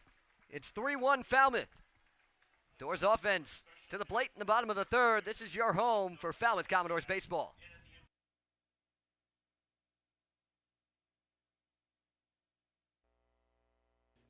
The Falmouth Commodores merch shop is the one place to go for all your Commodores merchandise. Check out our full collection of hats, including the official game hats of the Commodores, along with shirts of all kinds. And for those colder nights, don't worry, we've got you covered with hoodies and jackets. We've even got bats, balls, pins, and more for all your collecting needs. Speaking of collecting, this year the Commodores are celebrating their 100th year with plenty of Centennial merchandise. The Commodores merch shop is the one place to get your 100th year gear. All the Centennial merchandise is while supplies last, so make sure to get it before it's gone. And hey, you never know who you'll find when you stop in, and there's always something to tip your hat to. Come say hi to us under the press box behind home plate before we close up shop in the 9th. And as always, roll doors.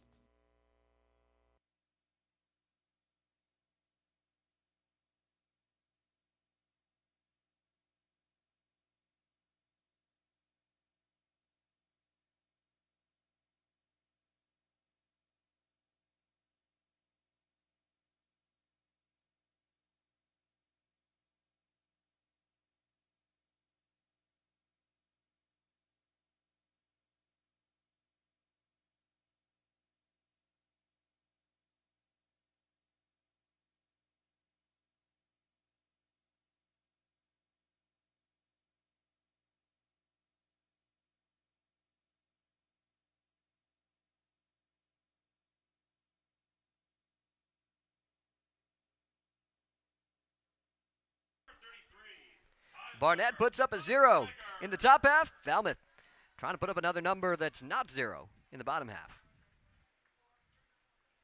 McGregor will lead it off. He had the sac fly in the 1st. It's T-Mac and then Walsh and Heyman to follow.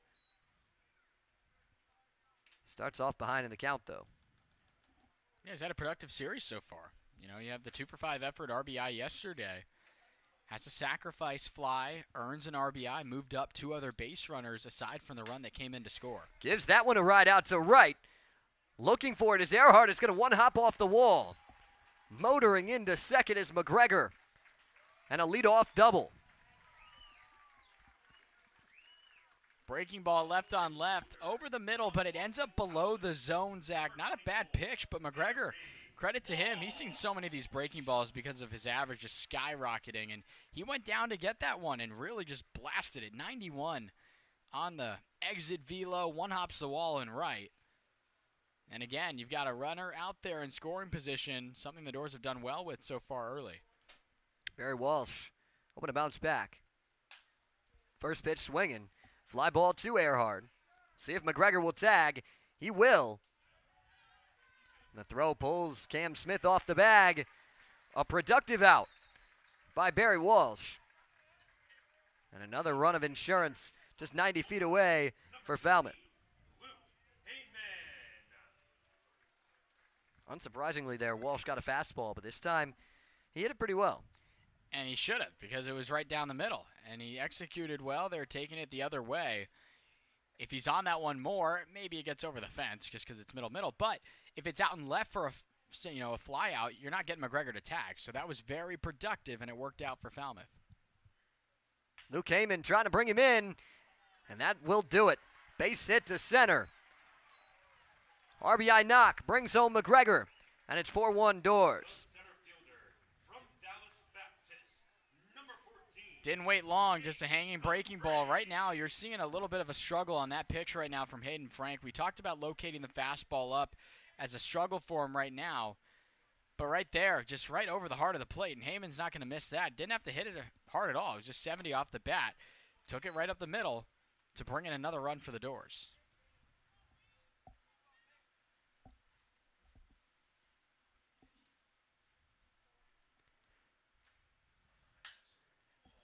Humphreys with a mile-high fly ball out to left. The second out of the inning. There's also been a defensive substitution. The Harbor Hawks with a new center fielder, Trey Lipsey, out in center field replacing Will Taylor.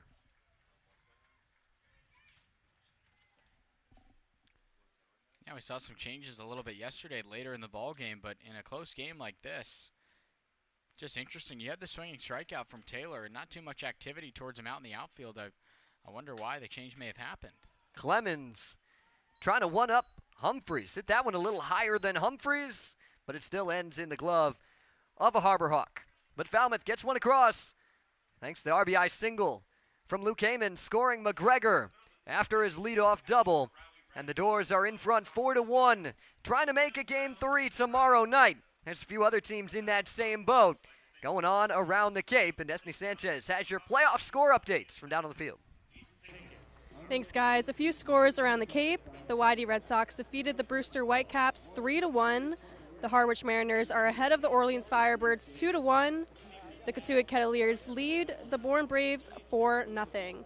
You're watching Falmouth Commodores baseball. We'll catch you on the other side of the break.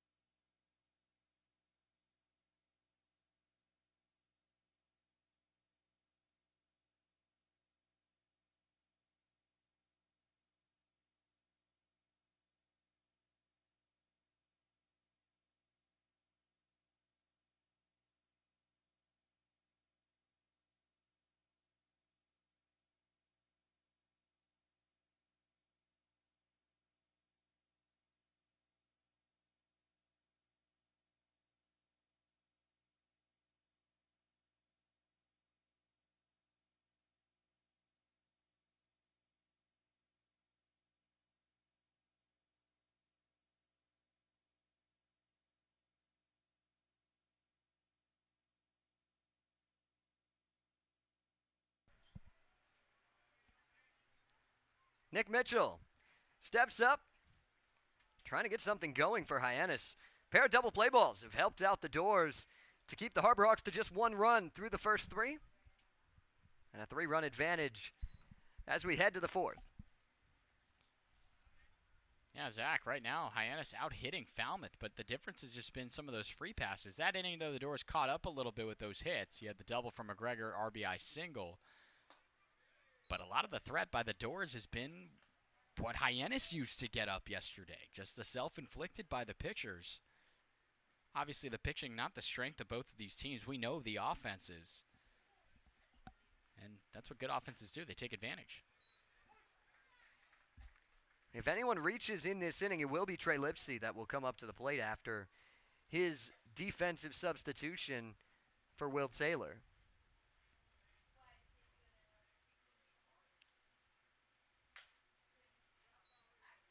That one is foul off the foot of Mitchell. He had that soft ground ball to Bazana with the glove flip in his last at-bat in the second inning. That was really smooth. One of the highlight defensive plays we've seen here this summer, Zach.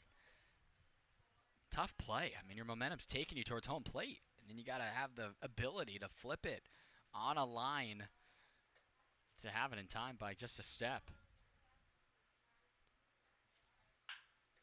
This one Bazana won't get to. Base hit into right field. The Harbor Hawks continuing to put up the hits. That's their 6th already. And that's the 3rd straight time the leadoff man has reached. Now, luckily for the Doors, as we mentioned, you've worked out of the jam a little bit with those double play balls. Probably not a way you want to live and just trying to survive off that. But nonetheless, that's a fastball over the heart of the plate in a 2-2 count. Better count for that pitch, and Mitchell just pulls one through the right side. Eric Snow started off with a front door breaking ball. He had a double down the third base line in his last at bat. Brought in that only run of the game for Hyannis.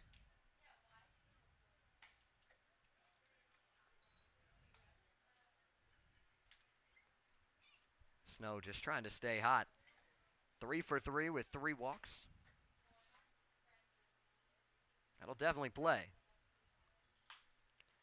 Skies this one out to right. And for the first time in the postseason, Eric Snow's been retired. Took long enough. But nonetheless, good pitch there. Better pitch there. Slider down. A little late on it, obviously, with Snow. It's a good location from Barnett. You can live with that.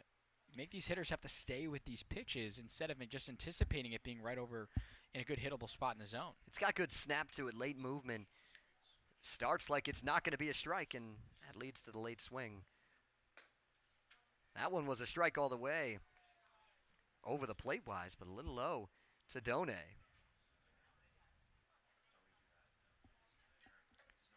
It's 1-0.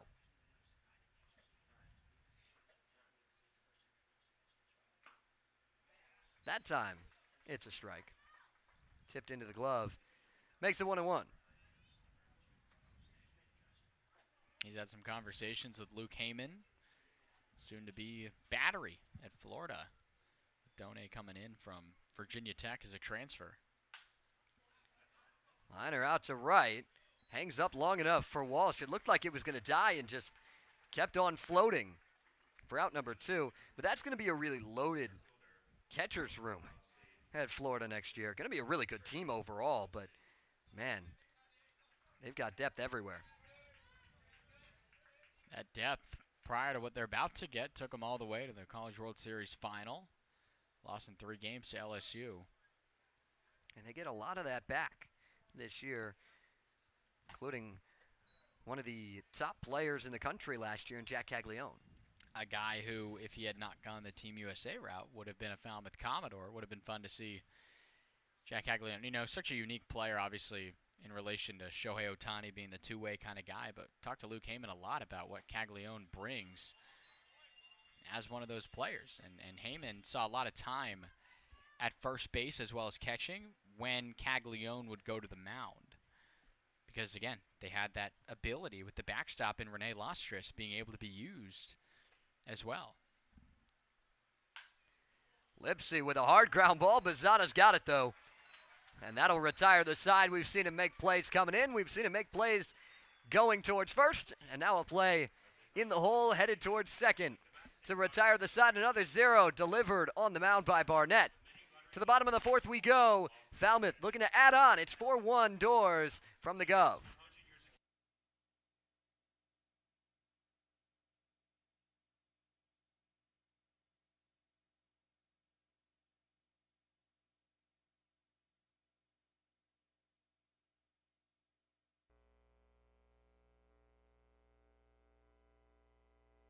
I'm called the boards. My name's Evan O'Toole. Hi, this is Travis Pizzana from Oregon State University, and I'm going to be drawing our Beaver logo. I'm going to be drawing the Raging Cajuns logo. And I'll be drawing the Oklahoma State logo.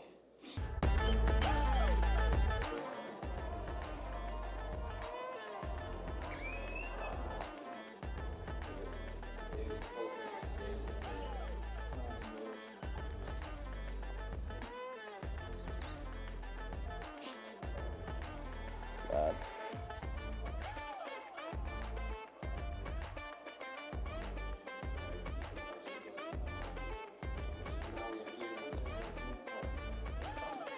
All right, this is what I got.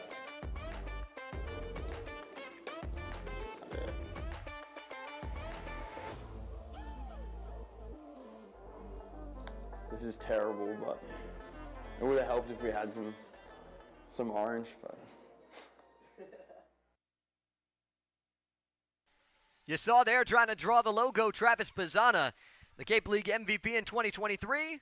So the trivia question obviously had to be, before Pizzana, who was the last Falmouth Commodore to win CCBL MVP? And Matt, as a hint, you can't use our hint.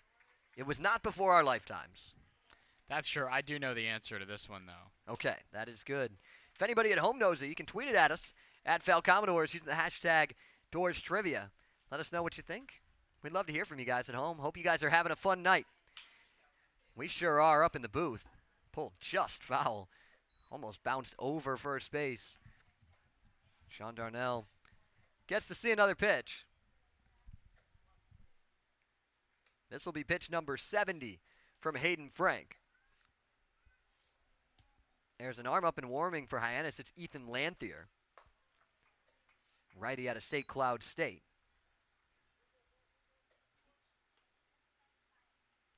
Lanthier's pitched twice against the Commodores already this season and has been pretty good.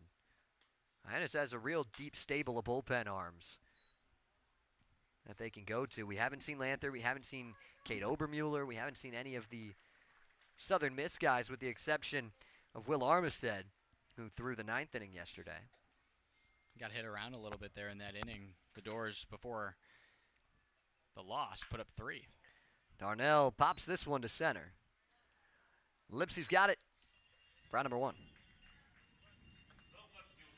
Just underneath that one. On the pitch there. Up and in. Slider used by Hayden Frank. And pretty good location for that pitch. But overall, it hasn't been the most impressive outing from Hayden Frank. Struggled with the walks. The location's kind of been hit or miss. Gavin Turley's 2 for 2 with a pair of doubles. Neither of them hit very hard, but he'll take both of them. See if he can keep it going. Elevated changeup to Turley. That's not a spot you like to put that pitch, but when it's the first time that a guy like Turley's seen it, you can get away with it. Comes back with the heater. It's 0-2. Exactly that. I mean, he had seen just a ton of sliders or the fastballs that are way out of the zone. Yet he was able to convert with those 2 doubles that have all been different kinds of exit velo variety, but nonetheless, interesting decision to go change up right over the heart there, but then to come back with the heater, that's a better pitch. 0-2 pulled foul. Turley will continue to battle as he's done in both of those first 2 at-bats. Scout Updike is up and getting loose for the Doors down in the bullpen. He was electric in his start against Kitsui. Second appearance on the summer. 3 innings, no runs, 5 strikeouts. Turley will see another. Went back to the changeup, did Frank, but this time not finding the zone, kind of spiked it a little bit. Obviously, Turley a tough bat to strike out, but again, we were talking about how Hayden Frank has struggled for that put-away pitch. Finds it there. Elevated fastball, gets the job done. That's the 4th strikeout for Frank, all of them swinging. And the first 2 retired. He's looking for his first scoreless inning on the mound in the 4th. But he's not out of the woods yet with Pizzana coming up. Yeah, the home team has worked well offensively just right now. 1 scoreless inning in this series for the home team. That's just kind of the way it's been. It's been an offensive juggernaut series so far. Pizzana, 2 plate appearances, 2 walks, and he starts out ahead once again, Hyannis seems to have taken the approach of not letting the MVP beat them. And at the end of the day, you can't really blame them. But Zach, the difference from yesterday to today so far is that when we said who's going to step up to help out the MVP, you're seeing that today. Guys are working good at bats. You got the McGregor double. The other Beavers got 2 hits and 3 tries. You look down further in the lineup, and you've got 2 RBIs from Luke Heyman, a guy that didn't even start yesterday. Curveball stays up. Mazzana's ahead. Probably now could maybe see Frank work towards putting out Mazzana. Line drive out into center. It drops for a base hit. And he's on base for the 3rd time tonight.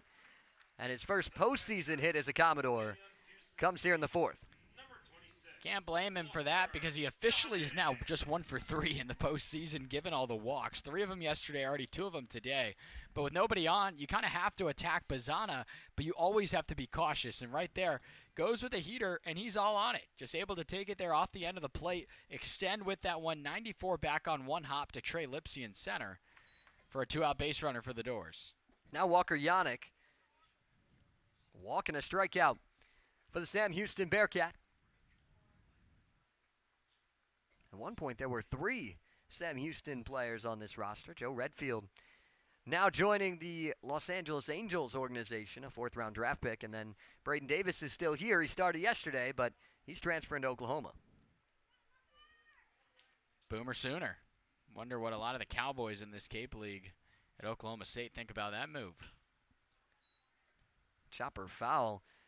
Yeah, you've got a Sooner in the rotation in Braden Davis and a Cowboy in the rotation in Evan O'Toole. Right. O'Toole, a guy that we haven't seen yet in these playoffs.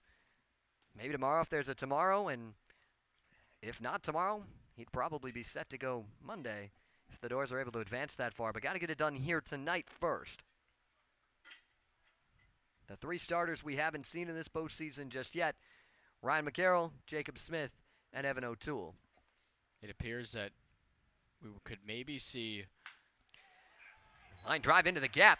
That might get all the way to the wall, and if it does, it's probably going to score Mazzana. He's headed around, and the throw is not in time. Falmouth back-to-back knocks with 2 outs, and the RBI double from Yannick makes it 5-1 Falmouth.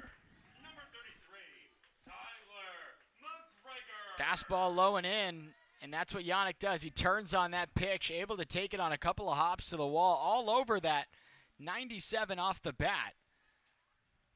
Locates real well, and it works for Yannick, able to just stay on that pitch, keep the hands inside the ball. And it appears this could be the day for Hayden Frank. That will do it for the Lipscomb Bison on the mound. He'll head back to the dugout. New arm for Hyannis. Coming in when we come back to the Guv. 5-1, Doors in front.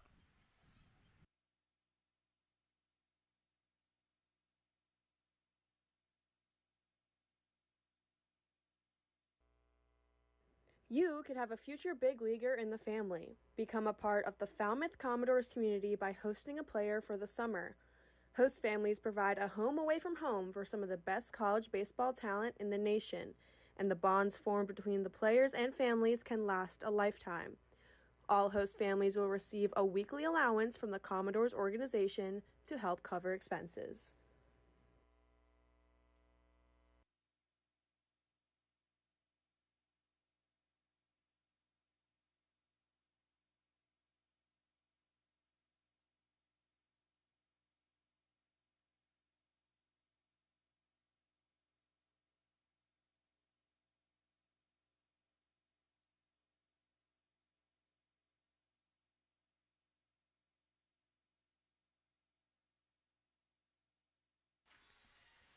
It is Ethan Lanthier that takes over on the mound for the Harbor Hawks. He's been pretty good, Matt. ERA sitting at 3, 1-1 record with a save for him on the summer. Yeah, he's worked well against Falmouth, too. 3 innings worked so far this summer, just 1 hit against. No runs, played clean baseball all the way to earning himself an all-star selection.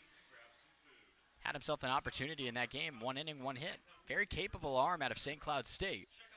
Trying to limit the Doors here right now. It's been a hit parade for Falmouth, scoring runs in every single inning so far, and now the lead all the way up to 5, or rather 4, excuse me.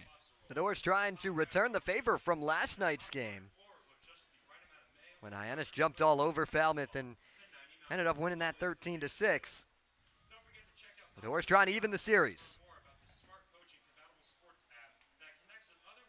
See if we can set up a winner-take-all matchup tomorrow at McKeon Park.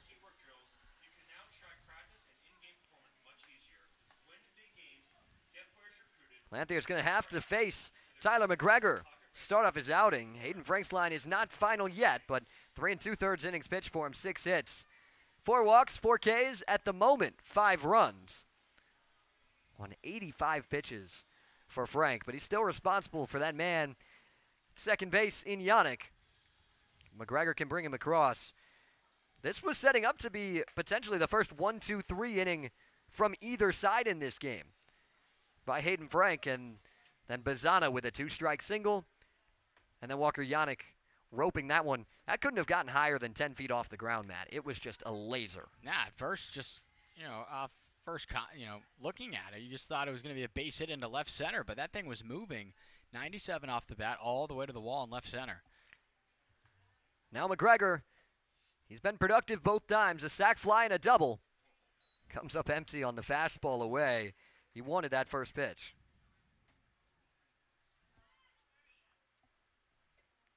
Yannick has good speed. 7 swipe bags this summer. Had 10 of them. Sam Houston State, a base hit to the outfield. Should bring him along. Job by Done to keep that one from getting behind him. 93 on that heater from Lanthier. One of the top velo arms in this bullpen, a flamethrower.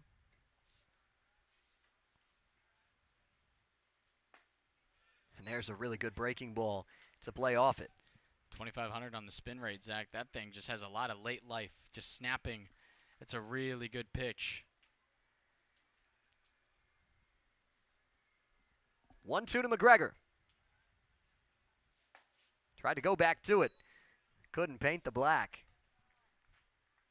Not much outside of it, but good take from McGregor. That one's off the plate, but I think it confused Done a little bit there. His body took him out of the zone there, but if he had stayed still, he may have had a better chance to frame that one up. You got to be quiet there behind the plate. Good job by McGregor to fight off that fastball. Earn himself another pitch. Got Barry Walsh on deck trying to keep the inning alive for him.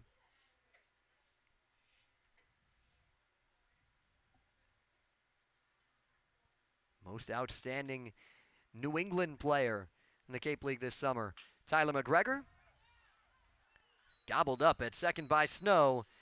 Lanthier comes in and shuts the door, but Falmouth gets another. It's a 5-1 lead.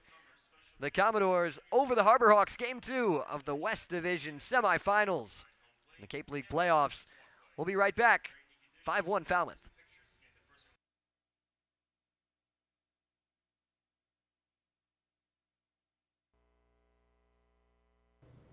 Want to display some Falmouth pride? Show your support for the Commodores by picking up a rally rag at the intern tent.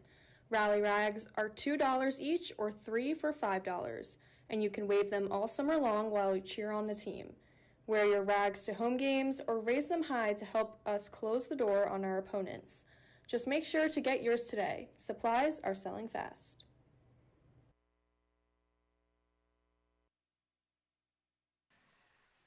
We heard the scores a little bit ago from Desney Sanchez, but there's a lot of different action going on in these playoffs. Get a look at the different series and where they stand.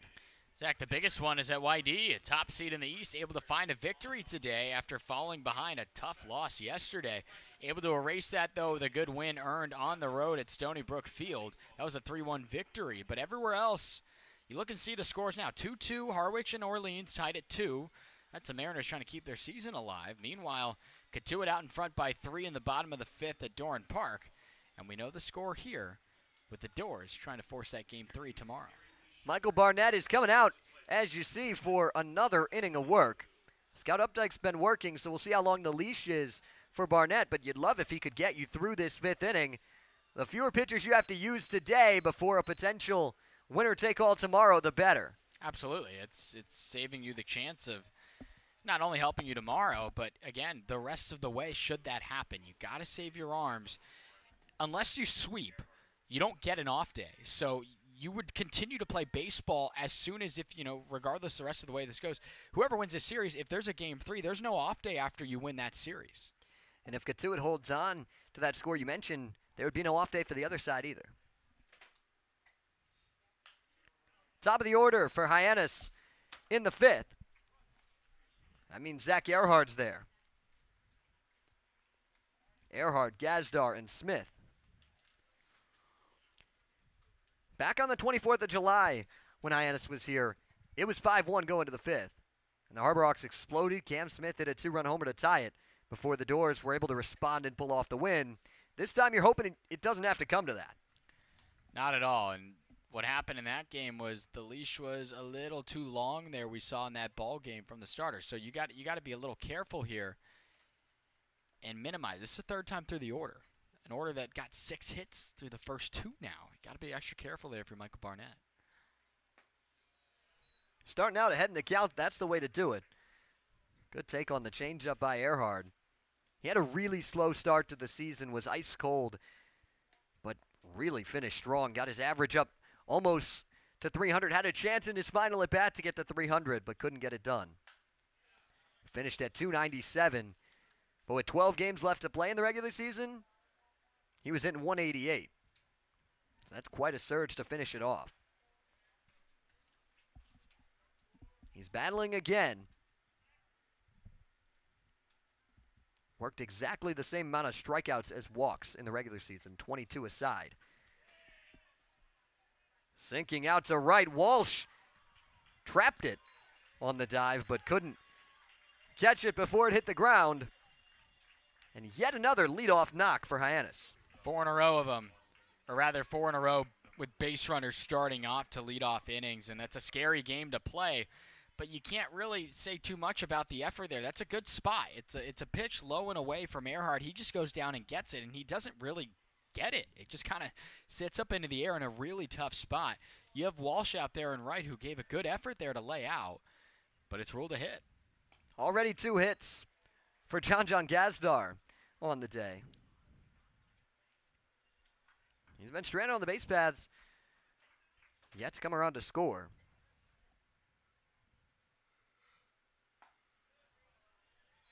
Barnett tried to paint the inside corner with a changeup, but came up empty. It's a 2-0 count to him. You don't want to see Cam Smith with a couple on the base paths.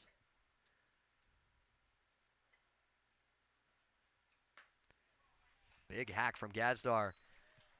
Couldn't get the 2-0. Zach, I would have to imagine this could be it for Barnett. Definitely want to get a different arm should Cam Smith come up regardless. Unless you maybe get that double play ball that has been working for Falmouth today. Wouldn't be a bad time for one of those. It's battle back in the count. Back-to-back pitches in the same spot. Fastballs in. Gazdar hasn't been able to turn the hands to it quick enough. The Jacksonville Dolphins scout Updike still down in the pen, awaiting his chance for some playoff baseball. Another good slider that's laid off. Gazdar's worked it full.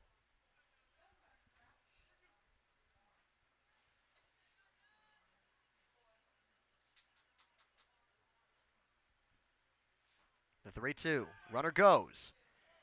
Pitch misses for ball 4. And there's 2 aboard with Cam Smith coming up. Yeah, fastball down there. It's down, but it doesn't help that Yannick having to jump up to receive that one. Still made it a good throw, though. But Mike Landry, top step right now. I'm not too sure if he's going to make that move or not.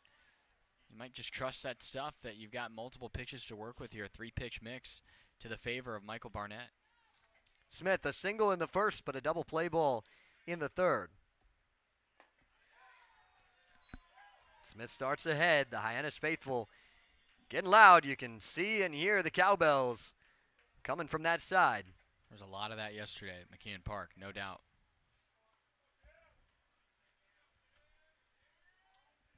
Zach York's the tying run on deck. Big hack from Smith, but Barnett gets it by him.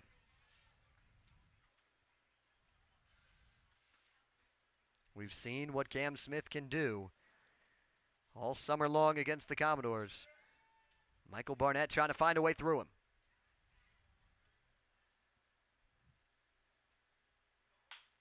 Ground ball back up the middle. Bazana's got it on the bag, and another double play. 4-3. And Barnett now, if he can retire Zach York, can get out of this inning unscathed. Well, that works. Cam Smith struggling on that inside fastball. Just hasn't been able to turn on it there. It's down in a good spot, but just doesn't get a lot on it. Just 60 off the bat from Smith, a guy that usually you don't see that too much from him, but it works to the favor of Falmouth. Zach York singled a couple of times against the Doors this summer, but nothing in the playoffs. And not too much damage done overall for a guy that did a lot of damage all season long. Double play ball and reached on an error in his lone ABs, but that gets away. And a run comes in to score to make it 5-2. Just off the glove there. It's a fastball down in towards that right-handed batter's box. It gets off the glove of Hyannis. That brings in that run with 2 out.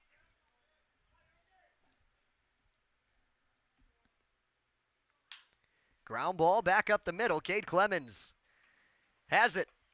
And York is retired, but Hyannis gets one across. And just like that, it's a 3-run game as we head to the bottom of the 5th from the Guv.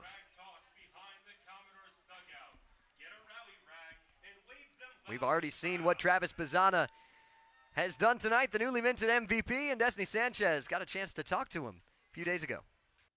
Thanks, guys. Travis Bazana was just named the Cape Cod Baseball League 2023 Most Player. I had the chance to talk to him about all his accolades this summer and the impact he hopes to make on the game of baseball. Check it out.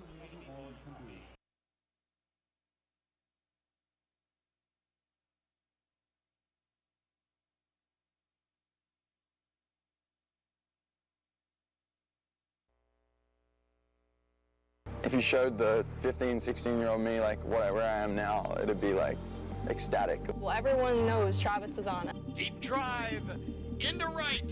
It's a grand slam for Bazana. And here at the Cape, you hit for the cycle. We've had 5 for 5 games, making history for the Commodores and also doing things that haven't even been done in the MLB yet. Travis Bazana didn't miss that, not even a little bit. Are you able to conceptualize all of this? You could say it's my why, making an impact on the next generation of kids. I really want to play to the standard I think I can play. And you have a why and a bigger purpose in why you're playing the sport. You are destined to be great.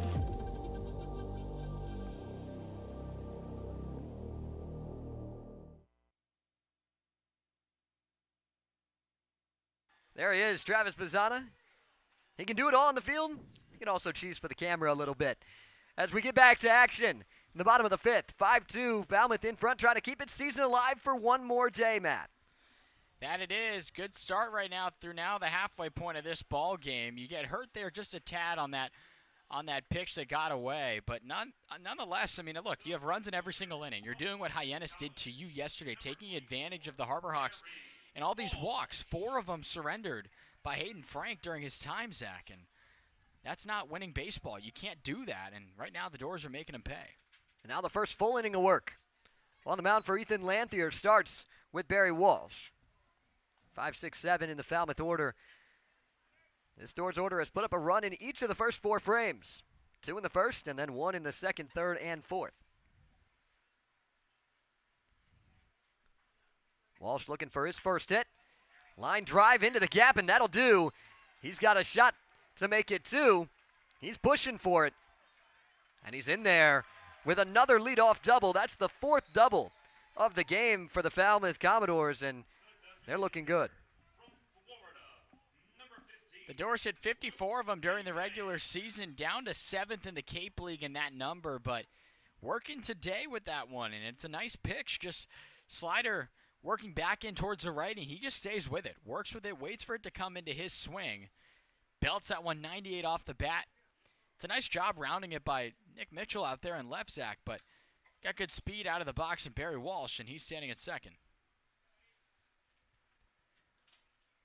Now Luke Heyman with another RBI chance. Got 2 already today, an RBI fielder's choice in the first and an RBI single in the third.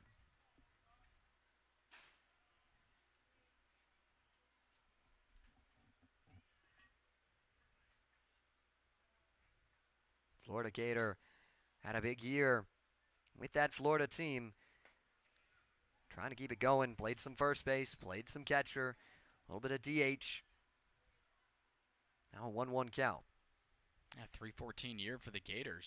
60 hits in that freshman campaign. Sets himself well here in the Cape League. He's played a lot of baseball this year. Making that trip all the way to Omaha. And then about a week later, he was out here on the Cape. And that's the difference. I mean, again, all in this extended freshman season. A guy that was playing high school ball, pretty much wrapping that up a year ago. Really good breaking ball. Tipped into the glove. And it's 2-2. We've seen Heyman have his ups and downs this summer, but when he's been hot, he's been really good. A couple of very long home runs and some big RBI-filled days. Today's got the makings of potentially one of those from him. It's that one pretty hard the other way. Not going to be deep enough to get down, but it will be deep enough to move Walsh up to third. And this Falmouth lineup continues to be productive 1 through 9. That it is. Right now, the Doors just 4 strikeouts against right now. You're doing a good job limiting that number. Typically, Falmouth right now, 4th in the Cape League in that regular season in that number, but even when Hyannis has gotten into 2-strike counts, the Doors are fighting off pitches and being productive, and that's the difference in one of our keynotes at the beginning of the broadcast. You got to stay alive and fight in those counts. And it's big against a team that led all of the Cape League in strikeouts this past season. 419 Ks in the regular season worked by that Hyannis pitching staff. Infield coming in now. Trying to keep Falmouth from pushing the lead back to 4. Humphreys bloops it out into center. It drops in. He's got an RBI single. And the infield in didn't do too much. Has the lead right back to 4. There's been a lot of that soft contact today by Falmouth, but it doesn't matter. It just continues to work. These balls are getting down and playing to the favor of the Doors. And another run. It's a breaking ball down. It's that lefty and Nate Humphreys, and he stays with it and doesn't hit it hard. Not at all. You get sawed off, but works out. Getting in that RBI. Now Cade Clemens. Humphreys stole 19 bags at Dallas Baptist, and he always gets a pretty sizable lead at first base. See if they put him in motion. Clemens takes upstairs. Make it 1-1. This is the first run that Lanthier's given up against Falmouth this season in his 3rd appearance. Harborhawks got 4 relief innings yesterday out of David Case. I'm sure they're going to attempt to do something similar with Lanthier if they can. The more innings he can eat up, the better for Eric Beatty's side. And for Falmouth, Michael Barnett getting through 5 is exactly what you needed out of him. Yeah, he's in line for the victory now. He's the decision pitcher for the Doors right now, and his offense backed him up too. Exactly what you need, and it was a good quality start. 1-2, strike 3 called. Fastball at the letters. Sits him down. First punch out for Lanthier in the 2nd out of the inning. As you mentioned there, fastball at the letters just had him frozen a little bit. Clemens goes down, first time striking out, just the 5th today though by the Doors offensively. Sean Darnell's had a couple of good swings, but nothing that's found any outfield grass yet.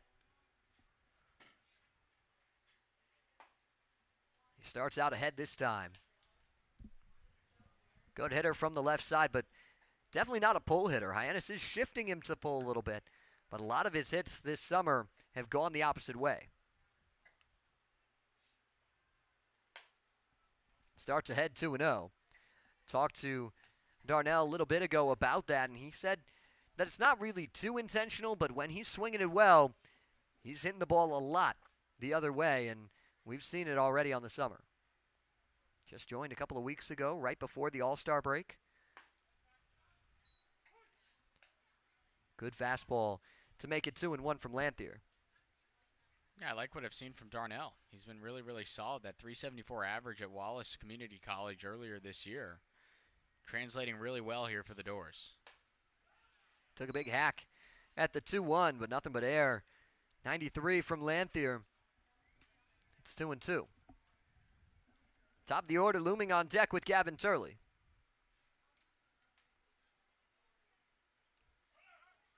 Humphreys takes off. Done's throw is wide. It gets into center. That'll move up Humphrey to third. And another run is threatening for Falmouth just 90 feet away. Yeah, they're going to give Humphreys a stolen base, but then the error by Done. You want the throw to be on that. If you're looking at second base from the catcher's perspective, the right side, leading your infielder, whoever's covering, in this case it was Gazdar, into the throw. But that one just way too much. Had that two-seam kind of movement on it, Zach, and just airmailed the throw. Darnell stays alive. He's going to see another 3-2. Falmouth's already gotten one across in this inning to keep the scoring streak alive. Looking for a second. They won't get it, though. Lanthier punches out Darnell, and the Doors leave Humphreys stranded at third. But a 6-2 lead for the Doors as we're through 5 on Game 2. First round of the West Division playoffs. 6th inning on the other side. Matt Venezia will have the play-by-play for you when we come back.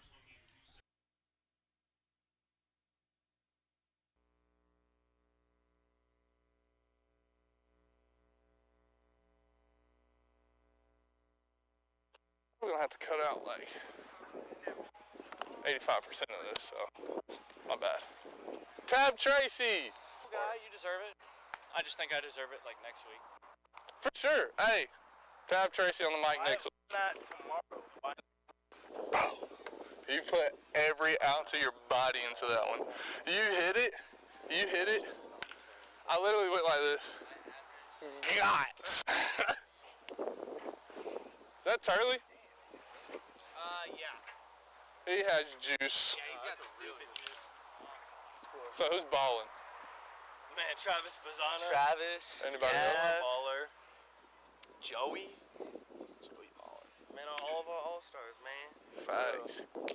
I want to shout out my mom, my dad, Christy Taylor, Jeremy Taylor, Bethany Rose Taylor,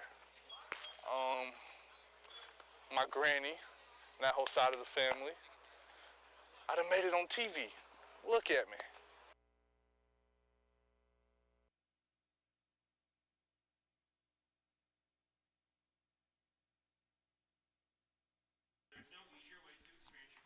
Welcome back to baseball here at the Guv. Everything looking good for Falmouth here, trying to extend its season to tomorrow. Matt Venezia, Zach Sardenik, and Destiny Sanchez has been walking you through this one. The numbers there, 5 consecutive with runs in the innings for Falmouth. And now the ball gets handed over after a pretty solid start. But before we get there, we look at the last time a Commodore won that big MVP title. Kevin Newman, a couple of years back. Kevin Newman working out a pretty good MLB career for himself. Travis Bazzano hoping to do the same. Got no doubt about that second part of your statement there. Bazzano will be a fun guy to watch very, very soon. Scott Updike out of Jacksonville, the Dolphin, will take the mound here. We've seen him a couple of times here, but a big spot for him, trying to keep the lead where it is. Just trying to build on his last outing. 3 scoreless innings, 5 strikeouts for him. He'd definitely take that again here. A total of 4 2/3 innings worked, and this is a line drive right away, and it's in the back pocket of Bazzana. Good way to start. He has done it all today. He's gotten on every time he's been up, and he's made 3 really nice plays, all 3 different ways for the Doors tonight, and you'll take it. So now you have Nick Mitchell stepping in, officially in this series, 3 for 4. Had a single last time, pulled through the right side of the infield. He's been good. He just finds ways on base. It's what he's done all summer long and earned him the All-Star game nod and now getting it done in the playoffs. Mentioned the start from Michael Barnett. 5 innings. Gave up a lot of hits, 7 of them, but when we talk about the self-inflicted and improving on that, Zach, just 2 walks for him. They were earlier on in the ball game. But from that point, you know, only 1 strikeout. Used the defense a lot behind him. We talk about all those double plays. My goodness. Really been helping out the Doors today. That they have. You're seeing a lot of breaking balls early from Updike, and that's what he loves to do. That pitch is his bread and butter. Mix in the fastball like you saw, but a lot of it is that slider curveball type look. His fastball coming mid to upper 80s from Scout Updike. There he is on the mound. Behind in the count, 2-1. Until now, able to find another one there just a little bit lower from the previous. Makes it 2-2. Good start for the Doors. 4-run lead here, working our way into the later stages, and that's another good way to move towards that as well.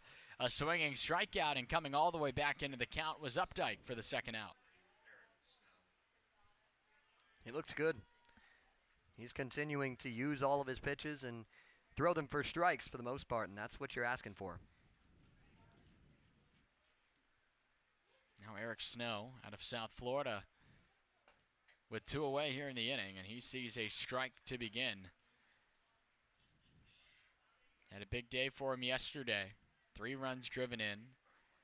Big exclamation point was his 2-run home run.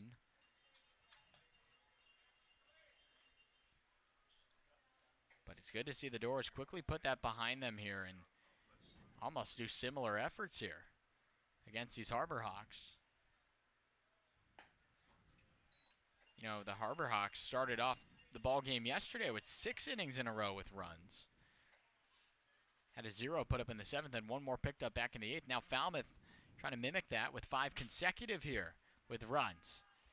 Darnell deep into the shortstop position and a laser to retire the side. A 1-2-3 work by Falmouth. And nice start for Updike in relief of Michael Barnett. Going to the halfway point here of inning number 6. Good guys still on top.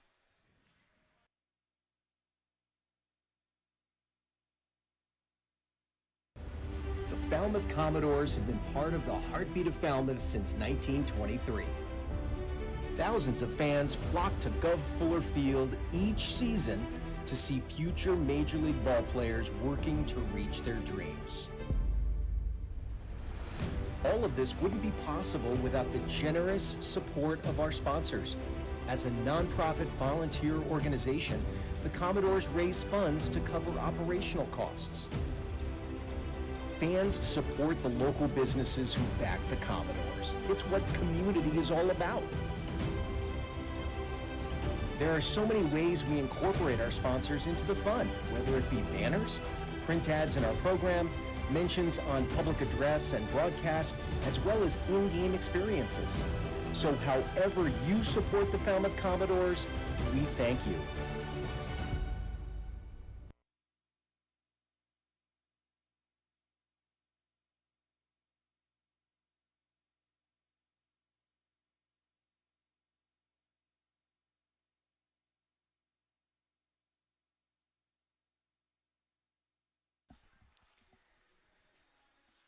Nice 0 picked up there by Falmouth. Trying to extend. You can never have too much insurance in these games, Zach, that backs to the wall. You want to keep good at-bats rolling into a looking like it will be possibly Game 3 tomorrow. You like where you're at right now. You worked a lot of good at-bats here in this game. You do, and if you can win this game, you get momentum into Game 3, and you put 2 of the best teams on the Cape over the last month in a winner-take-all game tomorrow. You can sign me up for that one. That game would be at 6 o'clock, still slated at the normal time slot for the rest of the series. But it would be at McKeon Park, and right now the home teams have used the home field advantage. But the problem for the Doors is, well, when you don't clinch home field advantage in the regular season, you've got to find a way to win on the road. First, they got to get through tonight, but you love the way that they've come out today and really attacked from the get-go and gotten things done. We do know the offense that's in that third base dugout, very capable of finding some offense over the last 3 sets of at-bats that Hyannis has. Quickly down to the last 9 outs for Hyannis here in this game, too. Gavin Turley, pair of doubles for him, has driven in a run. a stolen bag as well. Been real productive in that role to get, you know, the Beavers at the top in 1-2. Your open scout Updike can get as many of those 9 outs left as possible.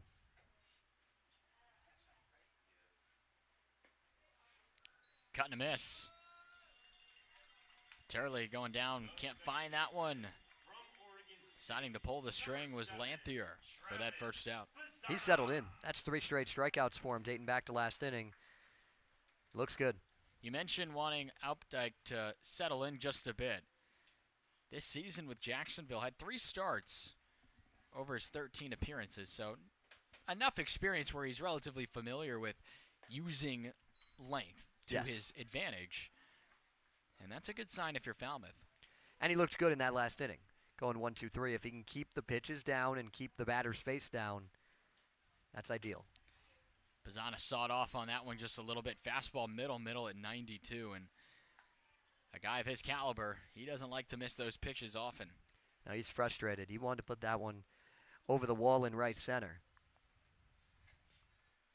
Maybe off the school bus that brought Hyannis here, parked out there in right center. I was thinking the same thing, but you'd have to hit that one a long way to get to the school bus. There's another fence that Tab Tracy the other day cleared in batting practice. Supposedly. I saw it. You saw it over the promise you fence? I saw it. All yes, right. Yes. This one won't go over the fence, but it was bulleted nonetheless. Rips one into right, does Bazzana. He's got singles and back-to-back trips to the plate. And a base runner for the Doors once again here and now this 6th inning of play. I'm sure he'll take that. 4 times up, 4 times on base. He's got that route to first base. GPS now. Just easy and in control. Just fastball, just a tad inside. Able to rip that one, does Bazzana. Total of 5 walks for him in this series, Zach. And now you add the 2 hits. He's been on first base quite a lot in this series. But now you get Walker Yannick. He went through first base last time up, had himself a double in the gap that brought in a run for Falmouth. At that point in time for the Doors, it made it 5-2. This one up and in, gets away from Done. And it's a free 90 feet for Bazzana. The Doors continue to find themselves in positions to continue to score each inning. That's what you love to see. It was up and in towards the face of Yannick, but off the glove of Brody Done there behind the plate. Bennett Thompson, yesterday's starting catcher, on the bench today for the Harbor Hawks. Hanging breaking ball sent straight back.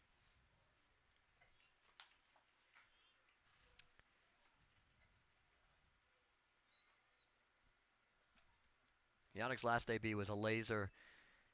Got a fastball he could hit, did damage. I'd expect to see him looking for the same thing here. Behind to Lanthier, a ball and 2 strikes. Cut and a miss. Went with the slow stuff there over the top of a pretty good slider with a lot of late movement for out number 2.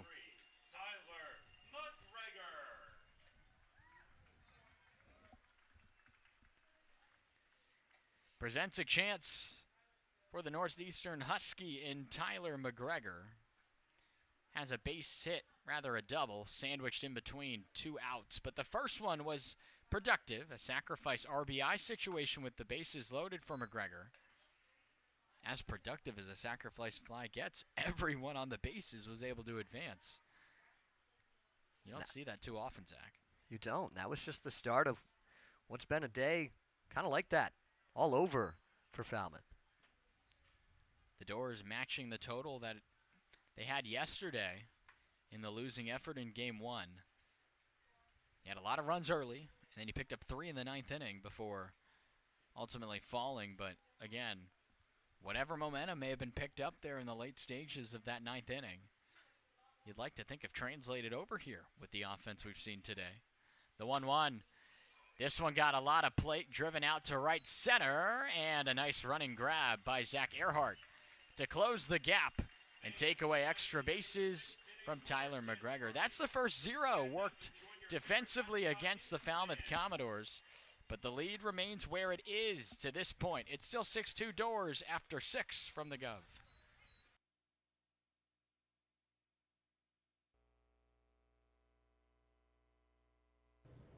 Want to display some Falmouth pride? Show your support for the Commodores by picking up a rally rag at the intern tent.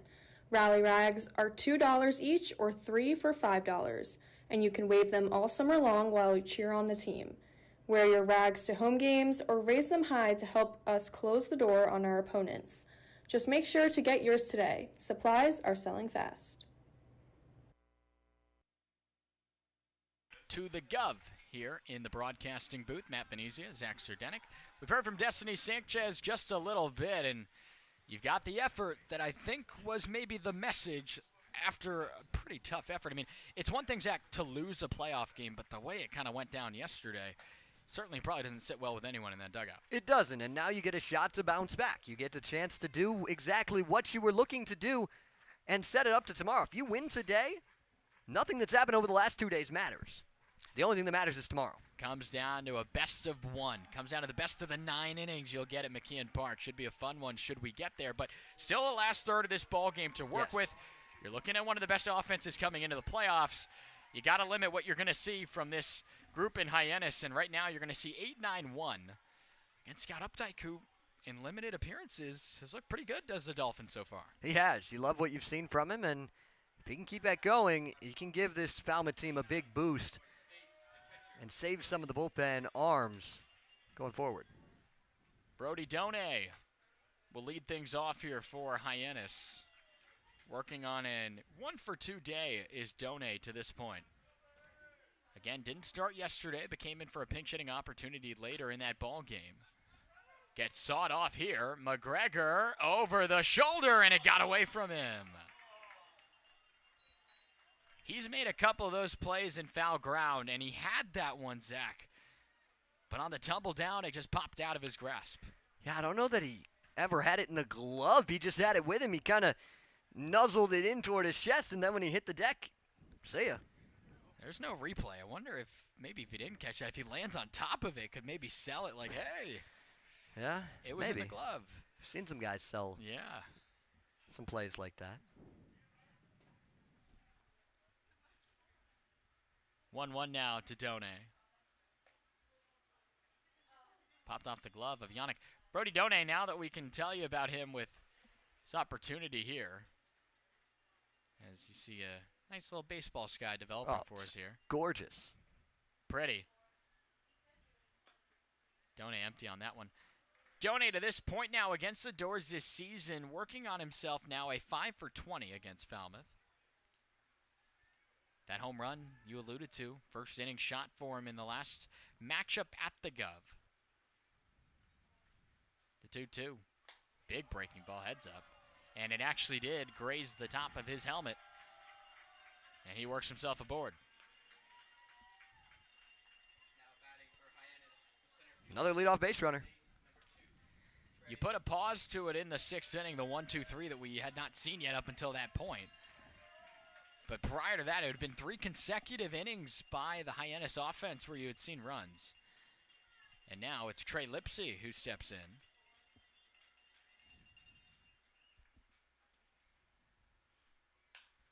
First pitch swinging.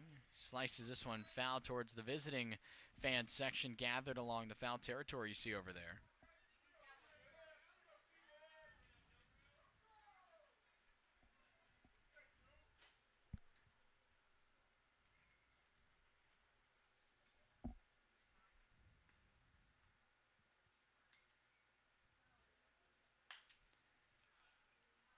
Fastball there up and away, laid on it once more.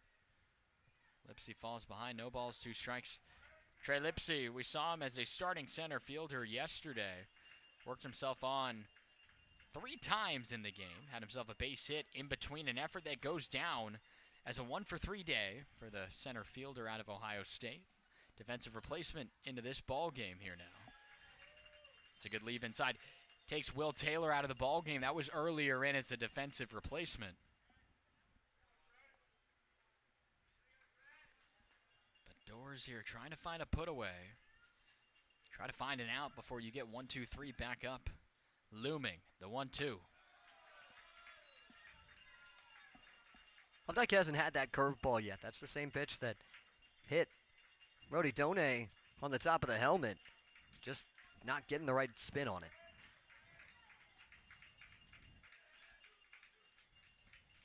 Two and two. Did that one get him? It did. You've got back-to-back hit by pitches. And just like that, 8 and 9 have worked themselves aboard back to the top of the order. And those cowbells are ringing, Matt. Present a chance now for Zach Earhart with runners aboard. There is activity in the bullpen. Looks like Parker Coyle starting to throw for Falmouth here now. He'll take that. He's been a lockdown arm this summer. And there's a couple of righties coming up, so we'll kind of see situationally what it leads to. But 2 on with nobody out here. Hyannis threatening. Earhart shows bunt, pulls it back. Good decision to do so here in this 7th inning. He's ahead 1-0. He's a really good bunter.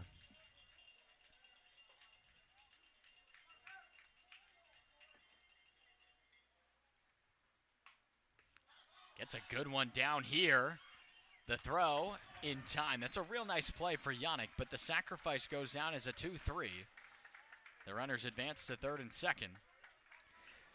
But it's a smart play by Yannick to trust his arm because he knows that that ball is probably going to go foul, but he's willing to take that if he can get the out. And so he trusts his arm, makes a strong throw. Now you present John Gazdar an opportunity. Gazdar, 5 of 8 this series. Has reached all 3 times today, the 2 singles to begin his afternoon, and then a walk in his previous attempt. Held up on the swing there. The slider gets the outside third. The Doors have relied on a lot of double play balls to get them out of some potential threatening innings. You do have a base open here, but you have Cam Smith looming on deck. And Smith's hitting the 2 double plays today. But that means the math's going to say that he's more than likely not going to hit in the 3rd, and you don't want him up as the tying run in any circumstance.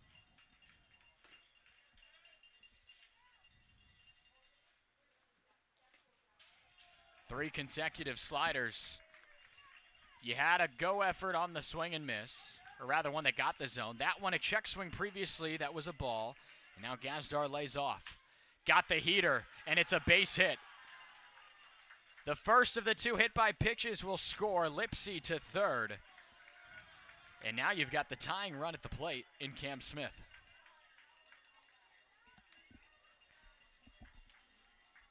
It's not a sentence you wanted to hear, but it's the situation that the Doors are in.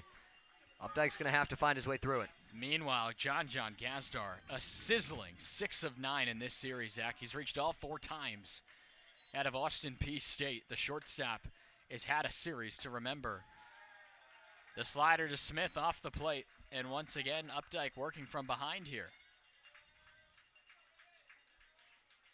The only man retired so far on that sacrifice and looking for that strike. It's left down and in, but called for a strike. Evens this count. That's a perfect pitch. The only thing Cam Smith's going to do with that, if he does hit it, is chop it right into the ground.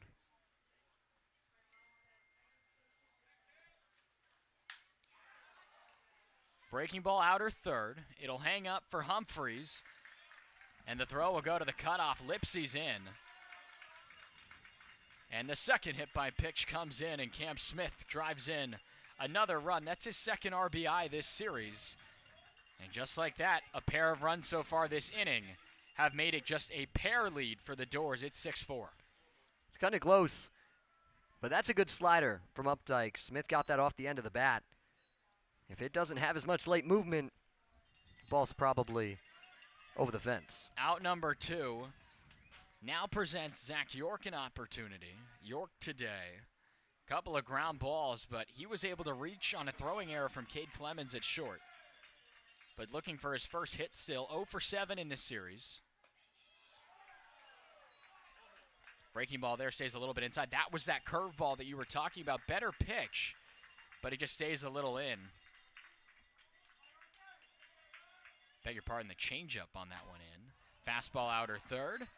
That one's going to be in there for a strike. Falmouth trying to limit the damage here. from Updike, but still got the arm warming out there for Falmouth. Off the end of the bat, got the deed there on a breaking ball. Hangs up for Turley. He makes the play, but not before two more from Hyannis come in, setting us up for a good finish here at the Guv. Time to stretch. 6-4, going to the bottom half.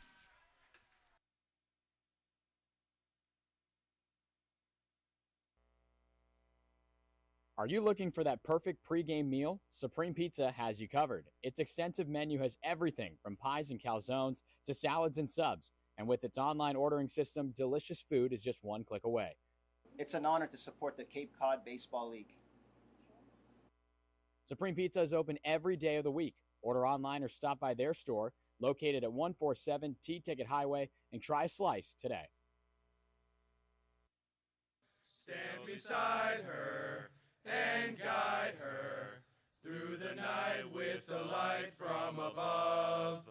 From the mountains to the prairies to the oceans white with foam.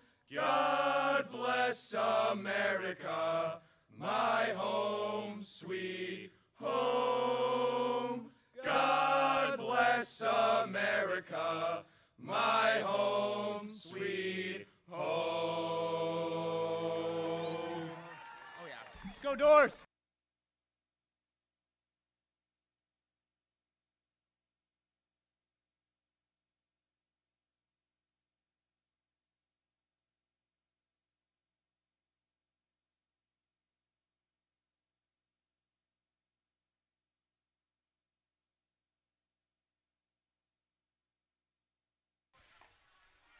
Ready to go here after that presentation of God Bless America. Baseball's a funny game because on this day in history way long ago, are you surprised it would be any other matchup than Hyannis and Falmouth? Those two met in the first playoff series in Cape League history, and now they do it 100 years later here at the Guv. Yeah, Hyannis came out in that series on top. Falmouth looking to exact some 100-year-old revenge, Matt. That it is. But you have a 6-4 lead here on, look at that, a beautiful night for baseball developing here at the Guv. The sun has gone down, and we've been treated to one of those baseball skies here in Falmouth. Can't beat it. Beautiful shot from our crew. Just an outstanding view for everybody that came out to the ballpark. Playoff baseball at the Guv.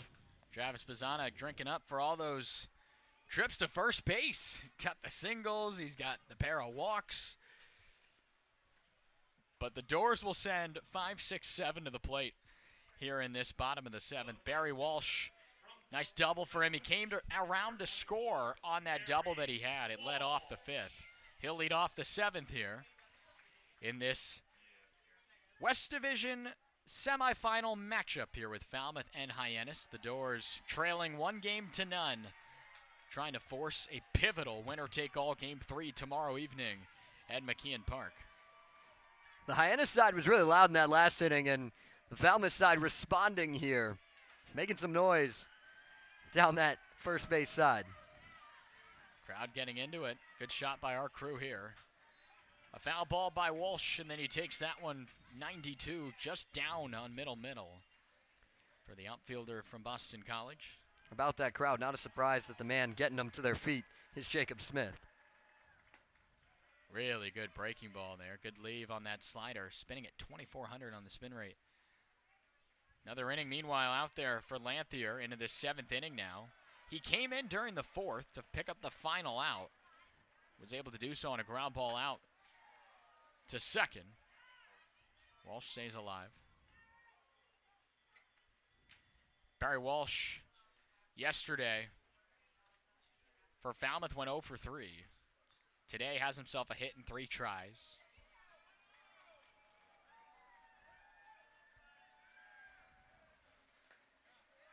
Trying to get him to chase that one again. Just down in the dirt. Good leave. Remains to be Parker Coyle warming. You would expect to probably see him in that 8th inning. The way this one's going. The 2-2. Third straight slider. Third straight ball. Trying to find a way for the leadoff man to reach for Falmouth.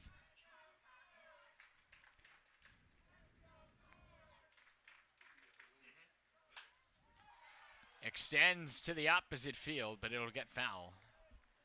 Mixed him up there with that fastball outer third and just staying with it barely, but foul.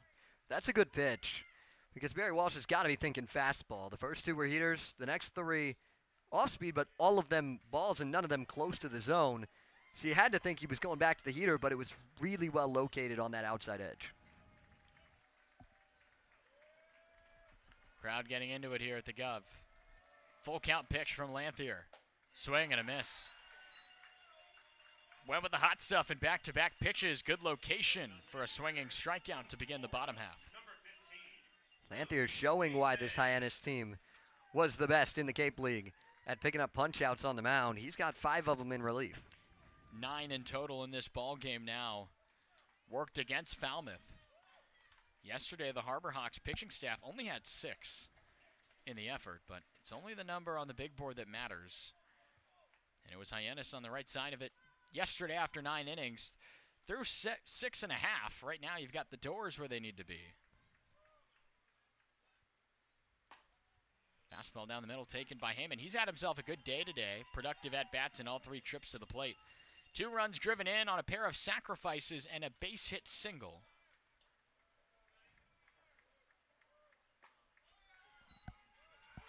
The Gator now behind in the count to Lanthier here. He's found a good way to get ahead, mixing in that fastball.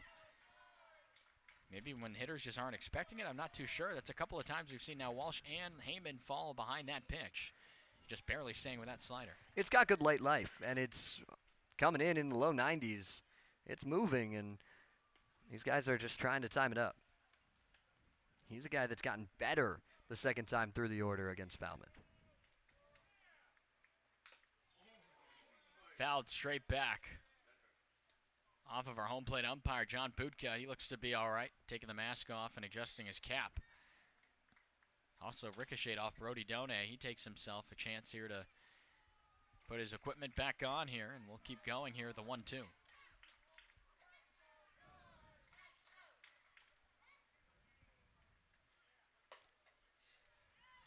Talk about late life on the fastball. That's late life on his slider. Really comes back over, but just a little too high to even up this count at 2 balls and 2 strikes. He's got real good stuff. Shows it again, and it's cut and missed. Another strikeout for him. That's 6 for Lanthier in relief. And after Hayden Frank gave up the 5 earned runs, Zach, you're getting good stuff from Lanthier. You really are. And if he can get through this inning, I wouldn't be surprised to see them send him out for another. You now have 6 swinging strikeouts over the last 8 at-bats for Falmouth. All to the credit of Ethan Lanthier on the mound. But Humphreys starting on the right side of where you need to be with that statistic. Ahead 1 ball, no strikes. Make it now a 2-0 count to tonight's center fielder out of Dallas Baptist. Humphreys, RBI knock for him as well. A base hit. Was able to steal second and then advance on a Done throwing error into center field. But he was halted there at third base, was Nate Humphreys. Was stranded there in the inning. In position here to find his way aboard. Ahead 3 balls and no strikes.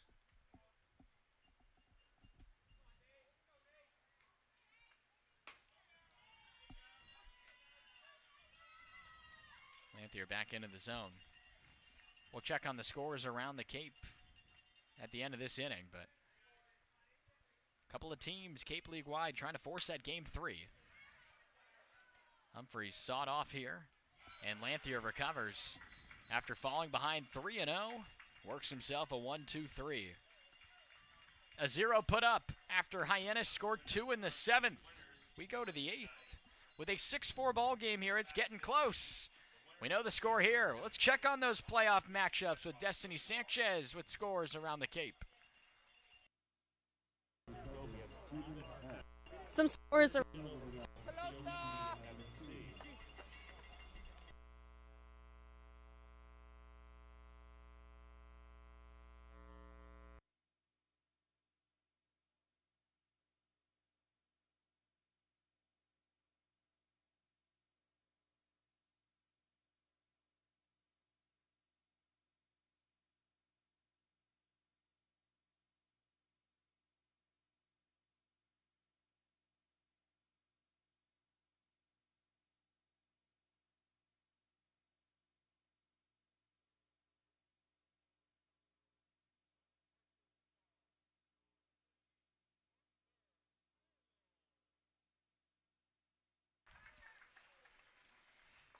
Well, 6-4 here at the Guv, and that means it's good for Falmouth. When up after this point in a ball game, it usually favors well for the Doors. 21-0 when leading after 7 innings. Back end of the Doors bullpen's been really good. Parker Coyle, a big part of that. He's going to try and keep that going here today. The Razorback takes the mound for Falmouth, trying to keep things where it's at. Had himself a good campaign his freshman year. So far this summer has worked himself as probably the #1 stretch relief arm for Falmouth, but today tries out late leverage. Him along with Garrett Coe. If Coyle can get these last 2 innings through, keep yourself to only 3 arms today, you'd love where you would set up. Just need 6 outs. 6 outs to get us to Game 3 tomorrow. But taking on 5, 6, 7, Brandon Ike, Nick Mitchell, and Eric Snow due up here. 2 righties and a sandwiched lefty in the middle. And Coyle starts off behind in the count 1-0. Eric Snow today, Brandon Ike, 2 for 4 yesterday. Hitless through 2 official at-bats today.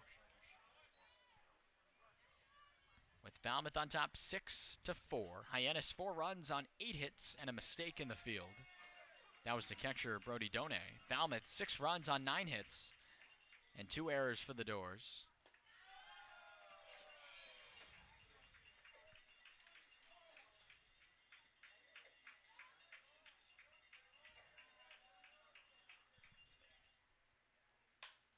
Jam shot, and it gets down. Once again, the Harbor Hawks can get the leadoff man aboard, sending the tying run to the plate.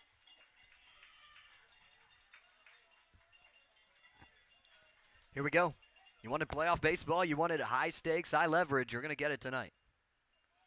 Certainly not the anticipated plan, but sometimes that's just how it goes when you have 2 of the most premier offenses in the Cape during this 2023 Centennial season. That's what it's been. But the hit by pitches that allowed 2 runs to score in the previous frame looming rather large here now. And Coyle can't find it here on the slider. Updike's day ending with 2 innings of work, just a hit. But again, those hit by pitches, 2 runs, they were both earned. No walks and 1 strikeout to the Harbor Hawks. With now Nick Mitchell in there. Nice job by Coyle to get back into the zone. I know we just mentioned Coyle potentially going the 8th and the 9th, but Cody Delvecchio is getting loose. He could go the 9th. He hasn't gone in a little bit, but his last outing was electric. Was sitting comfortably in the 93-94 range with his fastball. A check down, and Mitchell did not go, according to our third base umpire, Chris Scott, down there at third. Ahead in the count. Got to keep an eye on Brandon Ike. Not the fastest cat in the world, but nonetheless extending a walking primary lead. Nice breaking ball. Get in there on the front door, left on left, and it's 2-2.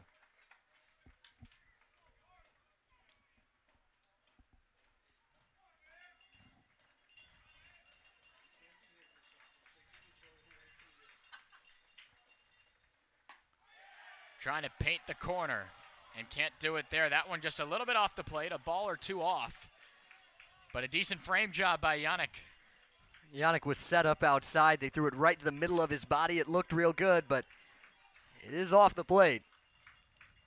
Maybe by centimeters, but. Some of the best catchers can frame with their body like that, and that one looked pretty good up here. The full count pitch. Check swing. And no swing. The tying run has worked itself aboard with still nobody out. Same pitch, same spot, same result. Tried to get the fastball. It was a little bit higher up. And now Eric Snow steps in. An RBI double back in the second, 1 for 3 today. Has himself 4 runs driven in. And a chance out there on the pond, and Parker Coyle wants to talk it over.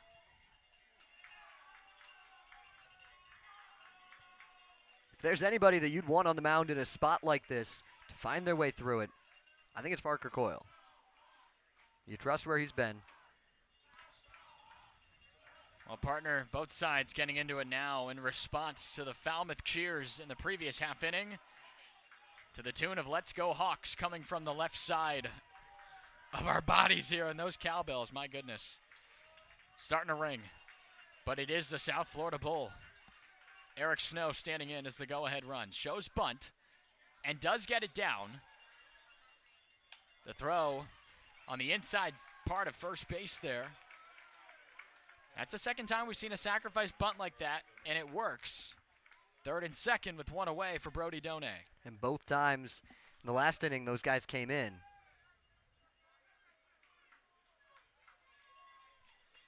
The Doors right now have the corners. They were in. Right now, Darnell playing relatively in, not in on the grass just yet. Middle infield playing deep, trying to trade a run for an out. And McGregor playing deep on the opposite side. A shift to the left side of the infield here against Donay. And he fouls that one off. Donay's been good tonight, but Donay is somebody that struck out quite a bit for this team. Hyannis did come through in a lot of big moments, but boy, you would really take a strikeout tonight.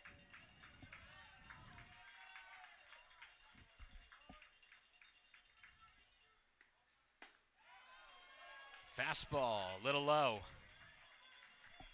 Not a bad pitch. The Falmouth dugout thought that was in there.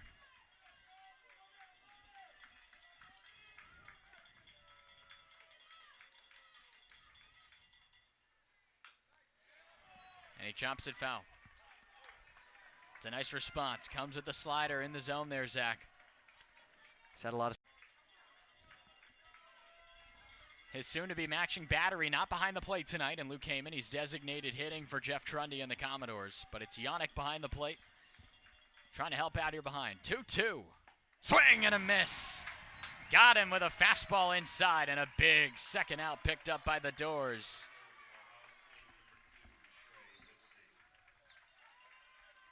Here we go. Now the infield in response, getting back into normal depth, just needing a single out to evade the situation here. It was 2 on with nobody out, a sacrifice bunt, and then that strikeout have us here. Right now, Coyle just can't really find that outer third working against these lefties.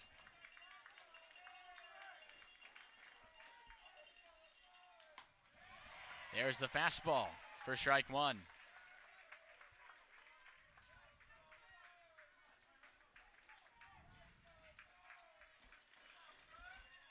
Big spot for the Buckeye, taking on the Razorback on the mound, the 1-1. Swing and a miss, another fastball. And the Doors a strike away from tight-roping out of this eighth. Coyle's feeling good.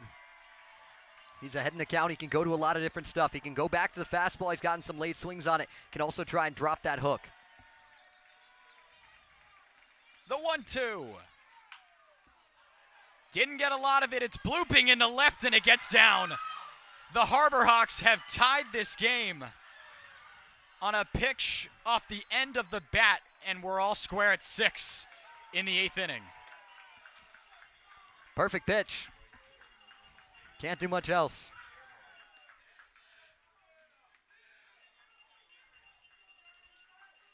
Now you got to get out of this inning and keep it tied. Hung with a slider. Low and away, Zach, just barely. But as you mentioned, now you got 1, 2, 3 coming up here in a brand new game, 6 apiece.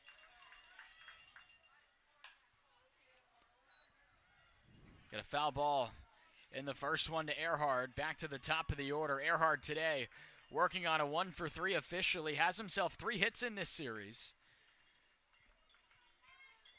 But a pair of 2-run innings and still not out of the woods are Falmouth, done by Hyannis in the 7th and 8th.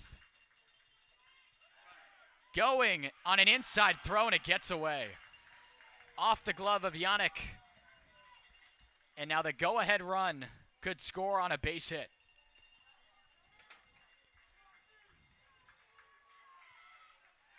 Got to keep this game tied. Got to give the Falmouth offense a shot coming out on the other side. Lipsy with the stolen base. Walks himself off of second base, the 1-1. That one hung heads up off the screen, protecting our bat boys gathered here at the Guv, and our photographer Jack Moreland over there. It's a good thing there is a screen there. Could say that again. Falmouth trying to avoid it. with this game still tied.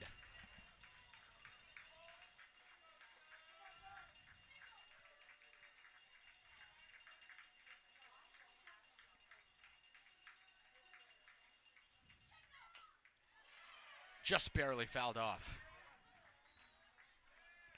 We have seen a lot of those from this Hyannis team, just battling and battling and battling.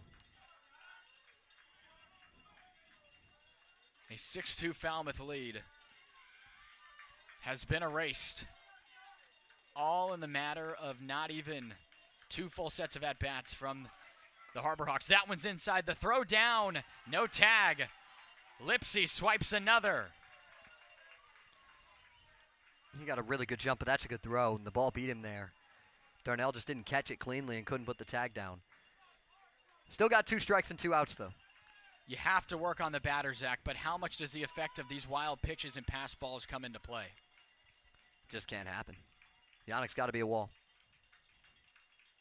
Massive spot in this ball game here. 2-2 with 2 away. Big breaking ball, and it stayed there at the top of the zone, and the count is full. That's really tough.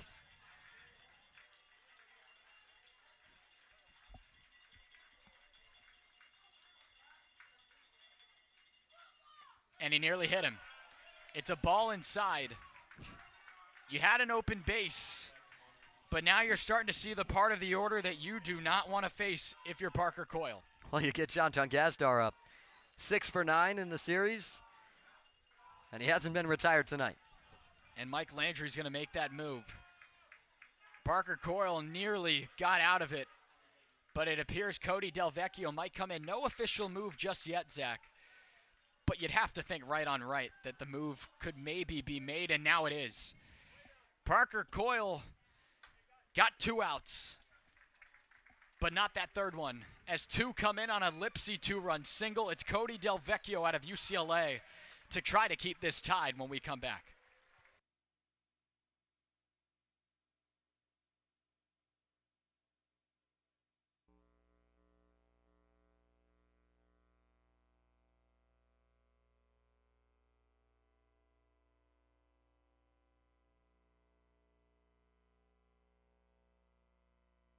Let's take you through a day of BP with Garrett Coe. You can kind of see all of our pitchers over here doing absolutely nothing. They do a really good job at that. But it's the only way you can pass through BP at this time. I got it. Let me look like I'm doing something today. Parker Coyle thinks he's going to steal this ball from me.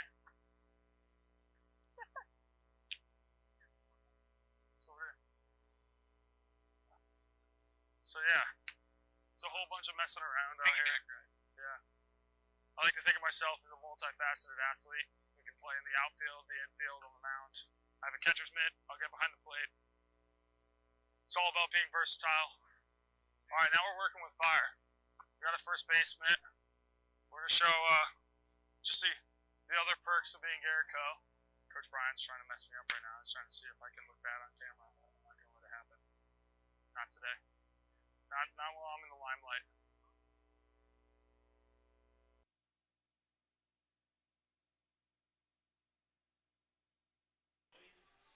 Massive spot presented for Cody Del Vecchio out of UCLA. We've seen him in a couple instances, Zach, but he hasn't pitched since July 30th, and he comes in here needing to find a way to strand 2 base runners now, but really the important one is Trey Lipsy 90 feet away. Got to find a way. Because if you can get out of this inning and get it to your offense in the bottom half, they've got 2 chances to score a run and win this game. But if you fall behind, you get yourself in trouble. Del Vecchio now into his 6th appearance on the summer, all out of the bullpen. But each of the last 2 have been in the 9th inning. This one in the 8th. But he's gotten accustomed to some high leverage, except those instances were in games that the Doors kind of had it out of reach when he was last in, Zach. Remember, Falmouth got the win 9-2 against Bourne and then 8-3 against Brewster, respectfully. This one in, the throw down, they've gotten a pickle situation. Lipsy scores. Hyannis has taken the lead. They get the runner there behind in Zach Earhart, but my goodness, that had to be the plan. It was. It was very intentional from Hyannis to get that runner to run down. I like the idea from Yannick of wanting the out, but that's really tough to make that throw in that situation. The Harbor Hawks have scored 5 runs over the last 2 innings and lead this ball game. 6 outs to work with to save its season. Falmouth offense when we return.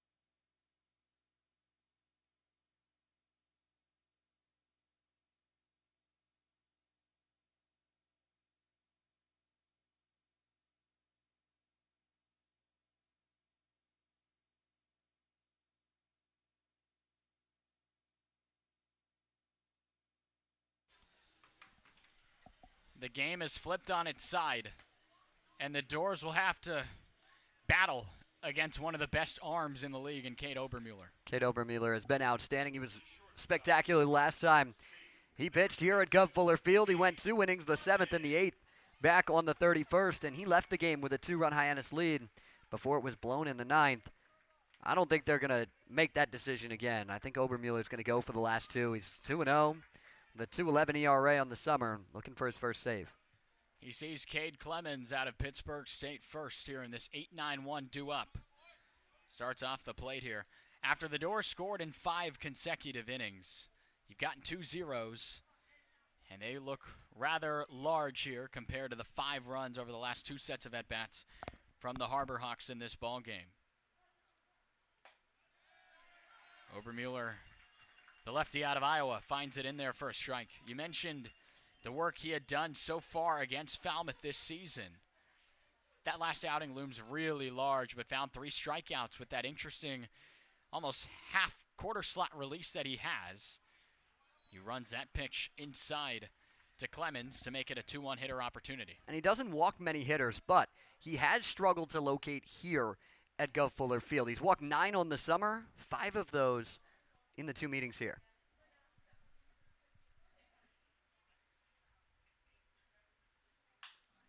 Ground ball in and out of the glove, and Ike taps on the bag, 1 away. He got lucky there. He just bounced that off the dirt to himself on that snag.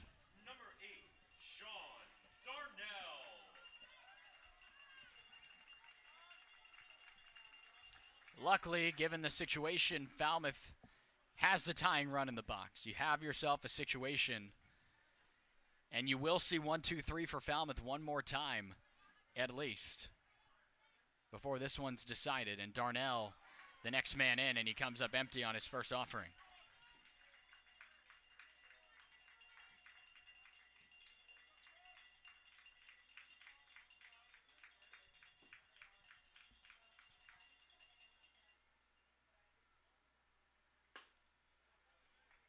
Fastball stayed a little bit inside to Darnell. Hitless is Sean. Now 1 for 8 in this series. One of those opposite field hits that he's so accustomed to would certainly play here for Falmouth. Got a breaking ball. Such a good slider. And it makes it a ball and 2 strikes. Want to find a way on base for Turley and Bazana coming up. If you can keep those guys together and not split them, you're going to have a shot.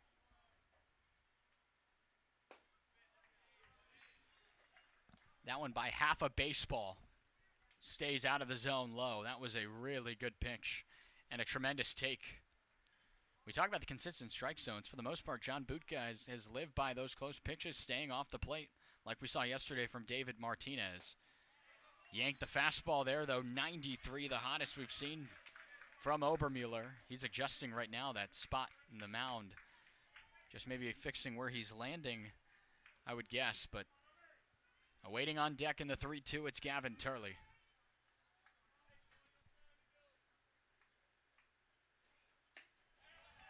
And he pulled the slider.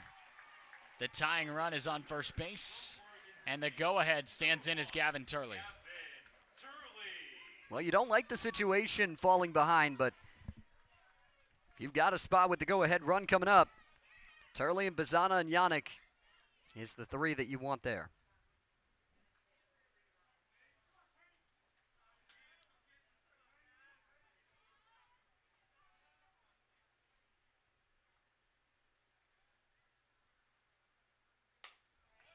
Fastball runs away. Turley started the game with 2 doubles. Since then, 2 swinging strikeouts for the left fielder out of Oregon State.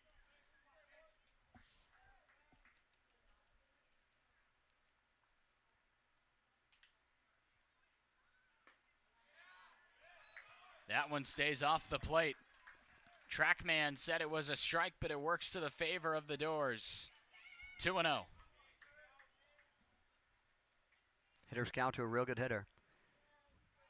Wonder if Turley's trying to sit on a slider here because he might get it. There it is, but he leaves it for a strike on the outer third. Good call, Zach. It's the best pitch from Obermueller. When he's in a big spot, that's where he's going to go. Don't really ever see a changeup from him a whole lot. It's really just been the fastball and the slider since we've been seeing him so often in these late situations against Falmouth. Sped him up and got a swing and a miss.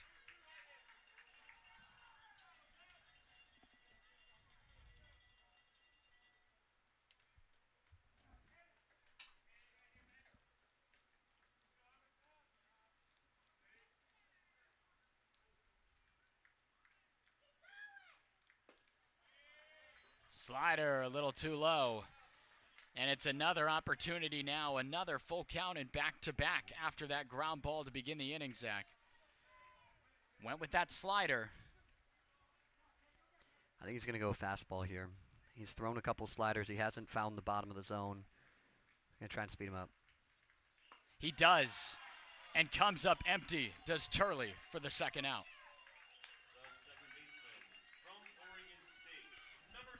It's a good pitch. Bottom of the zone, a lot of movement on that pitch. But here you go.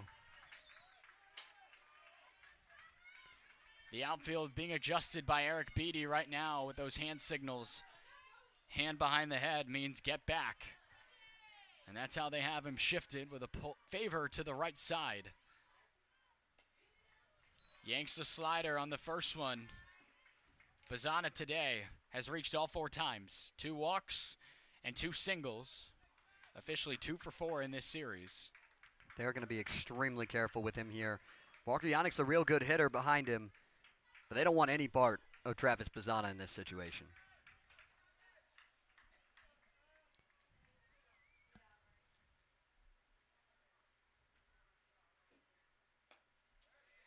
It's a good leave by Bazana just off the bottom corner away. Makes it 2 balls and no strikes. You've got okay speed.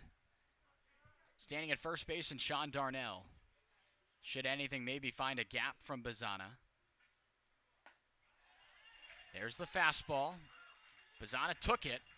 I don't know if he was expecting that pitch 2-0. I think that's why he was a little frustrated. Well, and that's the pitch that he wanted. It was low, and it's in the same spot that Turley struck out on, but it is a pitch with a lot of plate that he can drive into a gap if he hits it well. The 2-1. That's that slider. Obermueller working all the way back into this at-bat. In the bottom of the 8th inning, the tying run stands at first for Falmouth in a 2-2 count with 2 away.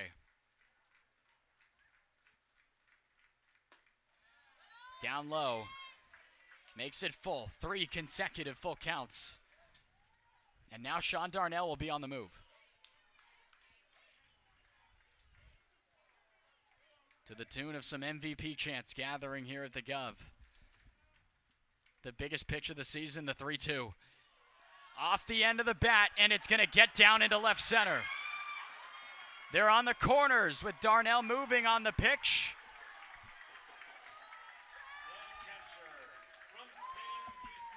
I hope you weren't expecting anything different. You had to know that Bazzana was going to come through, as he has all year long. Now it's up to Yannick. That slider ends up off the plate. If he leaves it, it's second and first. But the decision to stay with that pitch allows Yannick an opportunity with this tying run standing 90 feet away. And now the pitching coach for the Harbor Hawks will come on out. And the infield gathering as well. They want to talk about how they're going to attack here.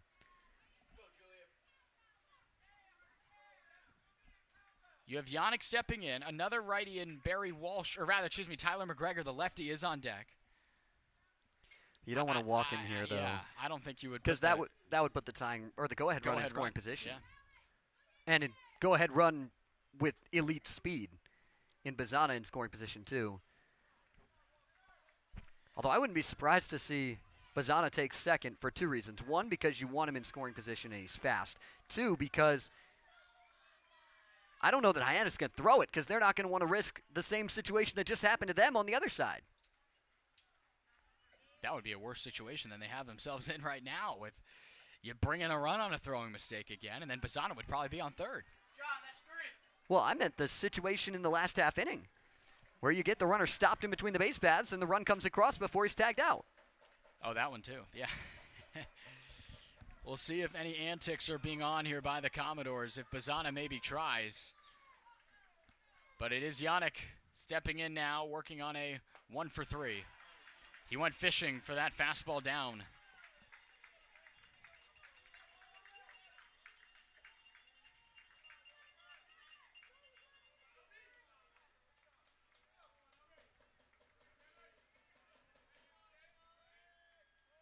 Good look at Bazzana. At first, he stays there. Check swing. And he did swing. A pair of fastballs and a pair of half-hearted swings.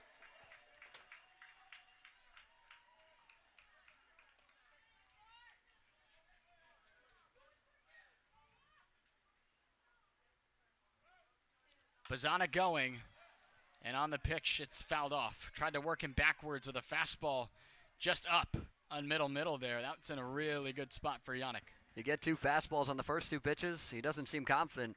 Obermueller's going to go back to it. Now I think is where you might see the slider brought in. Now Bazzana was going. It was a good spot to send him. Maybe anticipating a slider down, but he didn't get it there. We'll see if he decides to move here. He does not. And he lines this one, another fastball, and it's foul.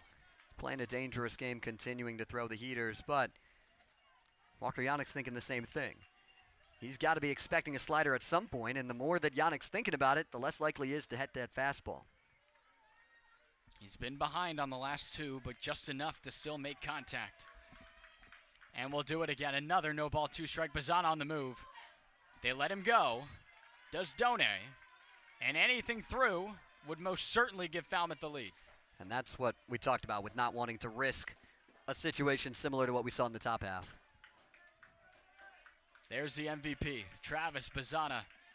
An important run, but you really need Darnell to find a way, 90 feet away, and Yannick at the plate, the 1-2. Just off the plate with a fastball. And from no balls and 2 strikes, he's worked it even now, 2-2.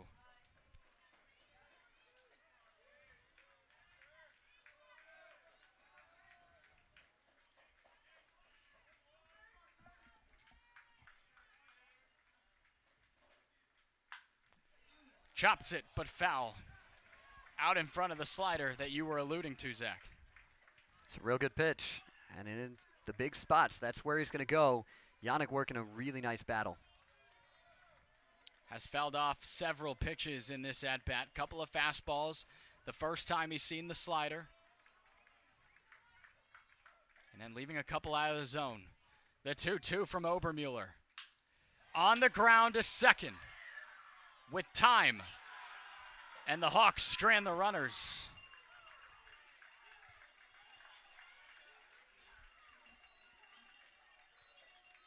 Falmouth leaves 2, including the tying and possibly go-ahead run on second.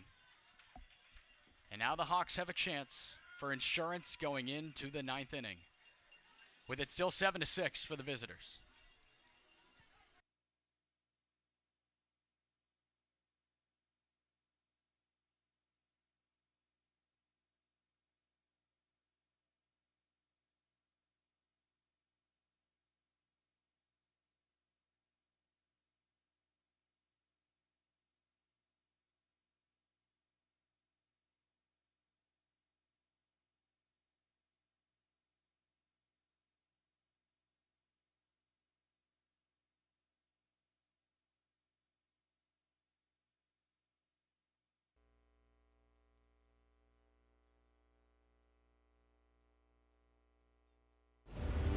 Falmouth Commodores have been part of the heartbeat of Falmouth since 1923.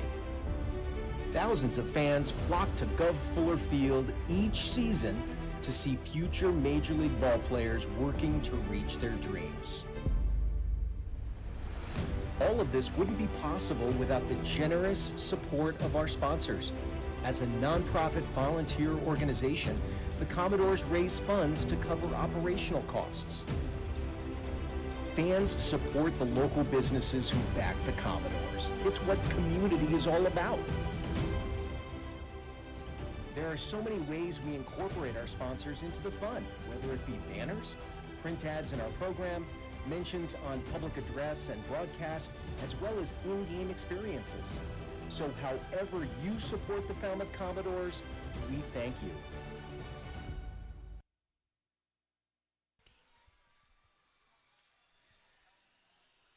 That dugout got lively a second ago, but the Doors could not bring in Sean Darnell at third and Travis Bazzana at second. It'll be Del Vecchio back out there.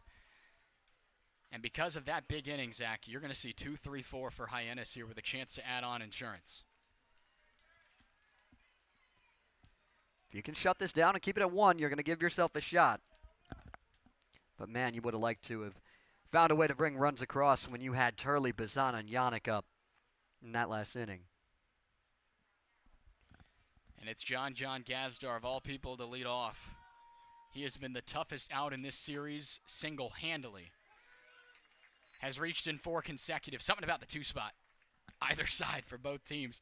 9 trips to the plate. 9 trips to at least first base across both orders. But Del Vecchio back out there for Falmouth in this 9th inning. One with the slider in the dirt makes it 2-1. Think back to how this game flipped. Parker Coyle executed. A jam shot here. Darnell, a laser for the first out. Parker Coyle executed a breaking ball in a 2-strike count to Trey Lipsy with 2 outs, but it blooped in. Tied the game, and then Lipsy swiping second and third, and then coming in to score during that rundown with Zach Earhart. So now it's the Seminole, Cam Smith. Takes the first one for a strike. Cam Smith earned a sacrifice RBI in the 7th. That was a part of a 2-run inning for the Harbor Hawks to climb out of a deficit of 6-2. 2 runs in the 7th, 3 in the 8th inning have turned this game pretty much in a blink of an eye, really. A tale of 2 games here at the Guv between Falmouth and these Harbor Hawks. From Falmouth scoring in 5 consecutive innings, now 3 zeros in a row for the Doors. Off the end of the bat, and it hangs up. Nate Humphreys makes the play for the second out.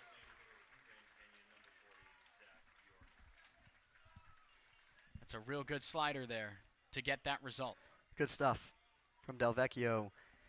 If you can get York, you'll get to the plate and give yourself a shot. That's all you can ask for. There's no doubt that chaos has certainly ensued here at the Guv. But you could even argue that this isn't even the craziest outcome right now, Cape League wide, down to its final strike. Bourne tying the game at home at Doran Park, and now in the top of the 10th inning, it's 4-4, with Bourne fighting for its season right now. Cutting a miss. Nice job by Del Vecchio since coming in relief. But to now work a chance here to 1-2-3 inning, he's ahead of York. No balls and 2 strikes. Bounces that pitch in the dirt. Looked like the changeup from Del Vecchio.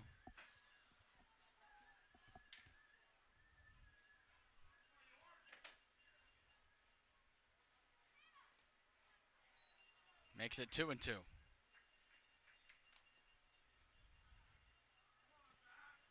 This is the bat that's been really good all summer and has struggled in this series. You want to keep it that way if you're Del Vecchio. Hitless in 8 trips to the plate in this series. And for now, he'll at least see one more pitch from 0-2 quickly. A lot of pitches that haven't been very close, and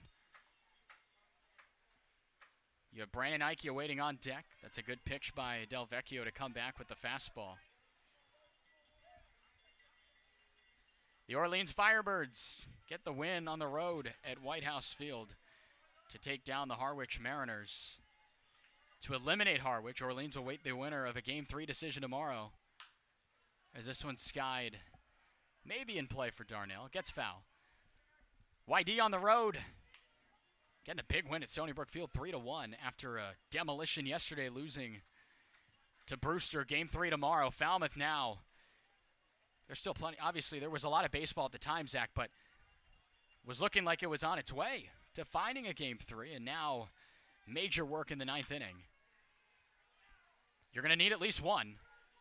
There's no doubt about that, but we continue to battle in this full count. Obviously, one swing can do it, but you really want base runners, and that's where you're going to want to start. Getting guys on, see if you can move them around. Got him looking on a pitch on the outer third. That's a nice backdoor slider from Cody Del Vecchio. And he walks off the mound with a 1-2-3, a needed one. When we come back, Falmouth will fight for its season with McGregor, Barry Walsh, and Luke Heyman due up.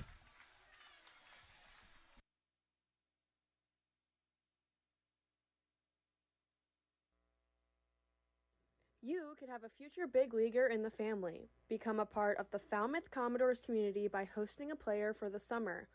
Host families provide a home away from home for some of the best college baseball talent in the nation, and the bonds formed between the players and families can last a lifetime. All host families will receive a weekly allowance from the Commodores organization to help cover expenses.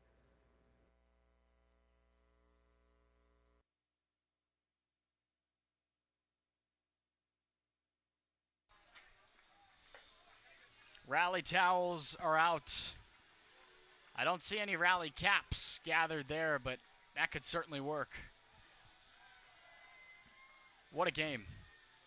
7-6, 10 hits aside. Falmouth has 2 mistakes in the field, 1 error for Hyannis. And both mistakes from Falmouth on the same play. Right, so technically you could rule it as just the one play that has ruled. It was a throwing error by Cade Clemens that got away on the throw, but then the throw getting away is why he had a runner advance to second. It didn't hurt Falmouth, the error. But what has hurt the Doors is a pair of hit-by pitches in that 8th inning that ultimately led to 3 coming in the top half of the 8th inning. But Del Vecchio did his job, kept it where it was. And it'll now be 4-5-6 for Falmouth. Chasing 1.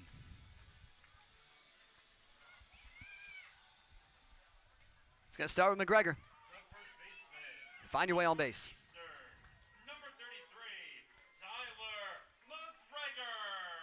Wonder if they would run for McGregor if he does get onto first base. Got a couple quick options on the bench. And you can't worry about it yet, but if you had to get through it tied, at least you could have Heyman move from the DH to play first. We've seen that this year. You also have Cade Clemens that almost certainly could play it as well. Starts him with a slider, up and in, strike number 1. But lefty-lefty Obermuller is so tough.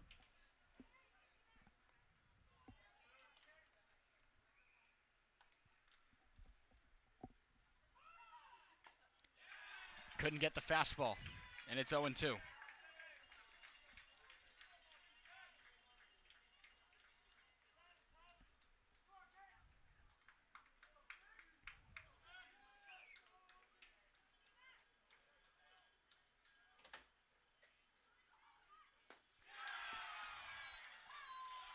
One out.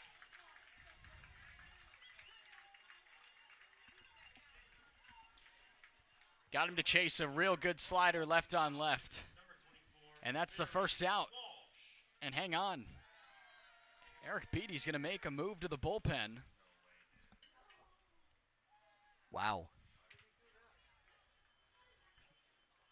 Maybe he doesn't want Obermuller to face two righties, but I'm really surprised by this move. All right. Guess we'll see. Obermuller will leave this ball game, and a new arm will take over when we return.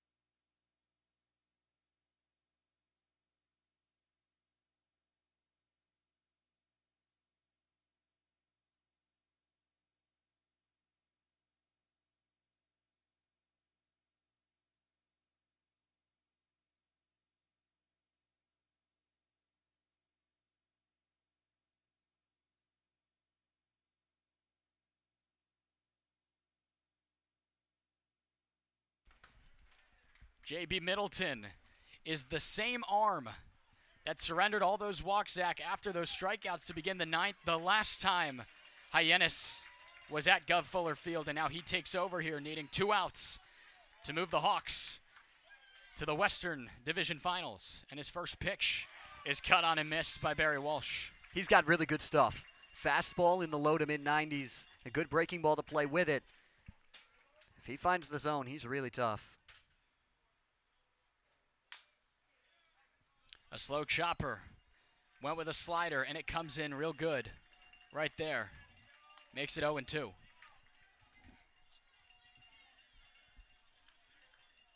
Comes in at 86 on that pitch from Middleton out of Southern Mississippi.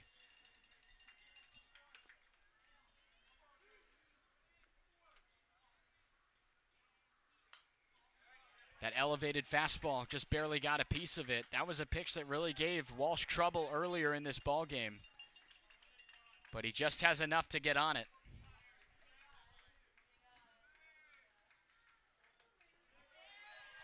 That's a pitch down. Looked like the changeup to find the first ball in this at-bat. Barry Walsh today had that double in the 5th. He came in to score on it. And that was the last run by Falmouth. And now you've got 5 unanswered by Hyannis. The pitch nearly got him. It stays in, though, and it's 2-2. It's a good take. Working a good at-bat. Luke Heyman awaits on deck.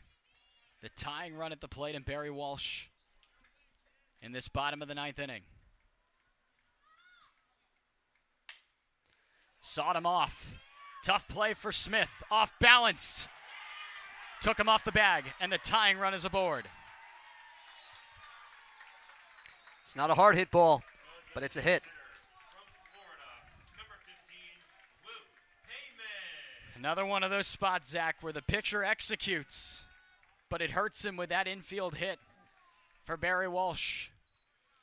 The tying run is on first, and the winning run for Falmouth to send us to Game 3 tomorrow stands at the plate. And it's Luke Heyman, the Gator. 2 RBIs today, officially 1 for 2. 0-1. Ton of pop in that bat.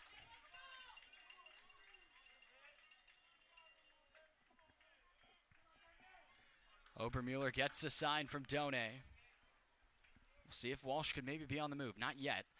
Now he will be, though. Slider in the dirt. Through the wickets.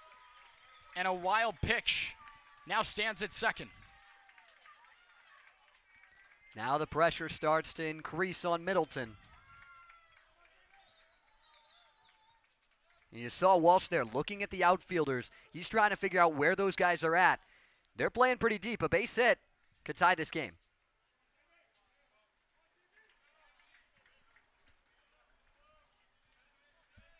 The 1-1. Check swing. Didn't go. And it's 2-1. And now Brody Done is going to have a word.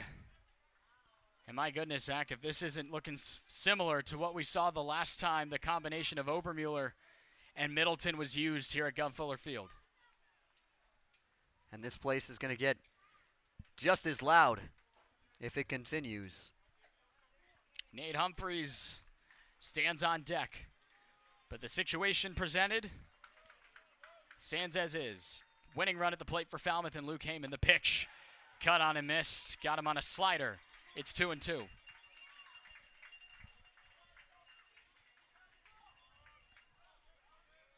Both sides leaning over the rail of the dugouts, taking in the rest of this game. The 2-2. Fouls it back. Good job to get a piece of it. It's a tough fastball in. Heyman just staying alive.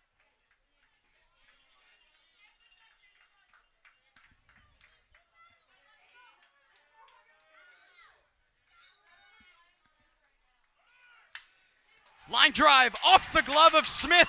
It leaks into shallow left, and this game is tied.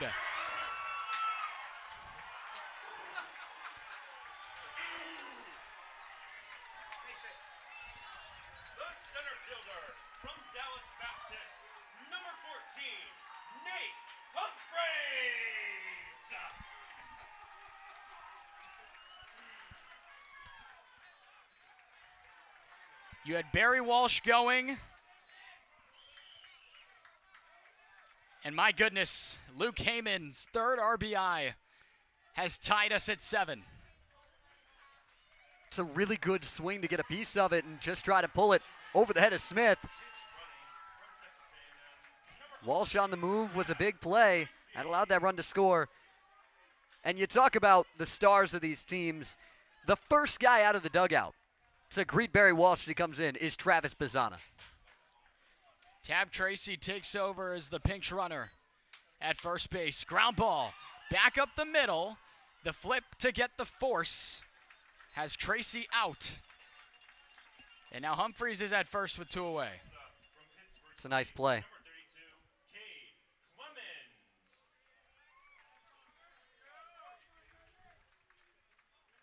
Now one of the newer guys, Cade Clemens, will stand in.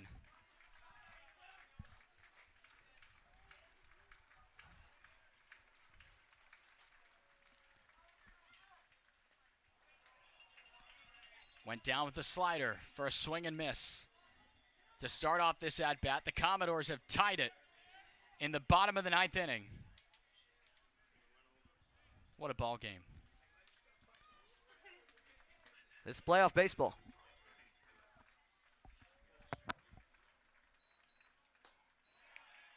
Really good-looking changeup on the outer third. Another swing and miss, and it's 0-2. Humphries has a lot of speed. I wouldn't be surprised to see him going here on an 0-2. He's got a pretty sizable lead, extending it there at first base. He is going, and it's cut and missed. The inning ends, but not before the Commodores tie us up. And now we head on to the 10th inning. Extra baseball with Falmouth season extended, at least for now, when we come back.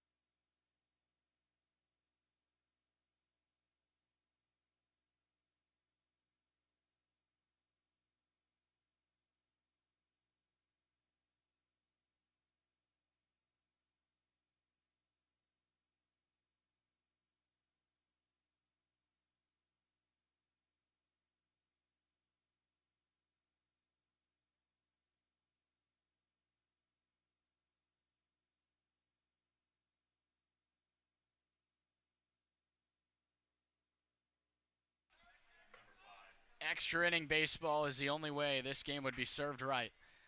The only change now, no extra runner to start off on second base.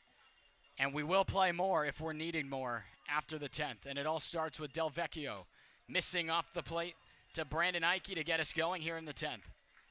No more ties. Got to have a winner tonight. The Doors had 2 of them in the regular season. One would not work today. Couple of fastballs, and Del Vecchio starts behind. With 5, 6, 7 due up for Eric Beatty and the Hyannis Harbor Hawks. Finds a fastball just off the middle for strike number 1. Extra innings in both West Division playoff games today, Matt. Baseball's a beautiful thing. The 2-1. Sends it back, and nice job by Del Vecchio to battle all the way back.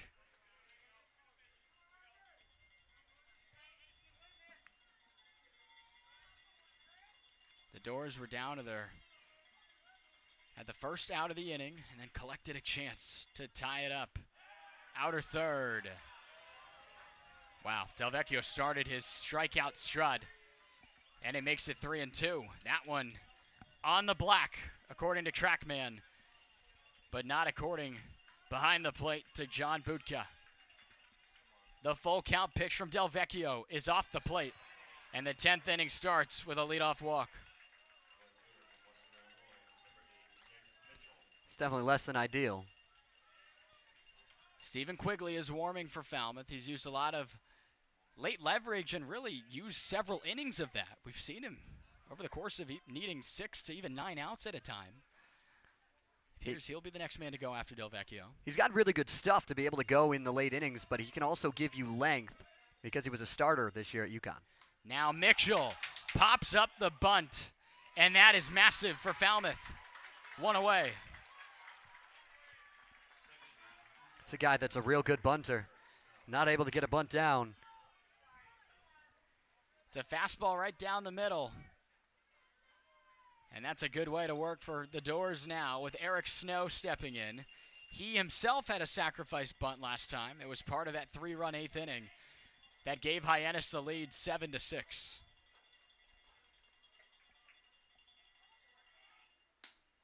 Starts with a slider, and it's off the plate. A much more relaxed game today from Snow, despite his RBI double back in the second. Was 2 for 2 with 3 runs driven in yesterday. Tried to drive one in right there, but came up empty.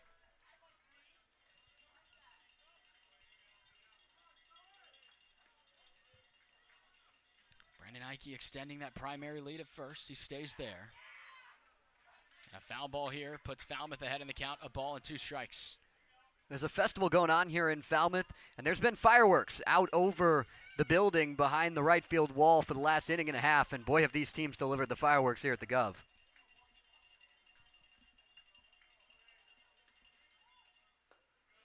Tried to tempt him. He's got a real good slider, does Delvecchio. But a disciplined take by Eric Snow in the box. The catcher Done awaits on deck. 2-2. Just enough to send it back on the heater.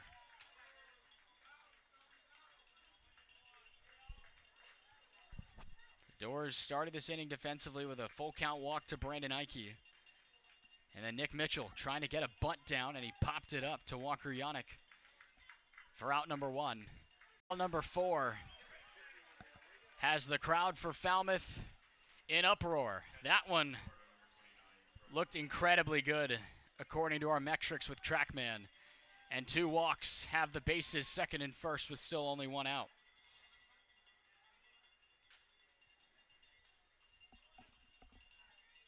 Now Brody Done. He struck out to make it 2 out in the 8th inning in his last go-around at the plate. Starts off the end of the bat with that slider.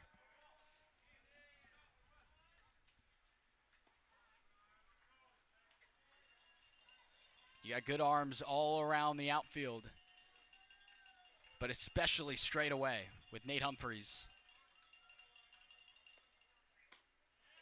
Fastball off the plate. That one looks in the zone here too, Zach, but Yannick was setting up inside. He had to reach across his body there. And I will say this, Book has been consistent. All of those pitches that we've talked about this inning have been in the same spot. Done jammed on it, and now it's a ball and 2 strikes.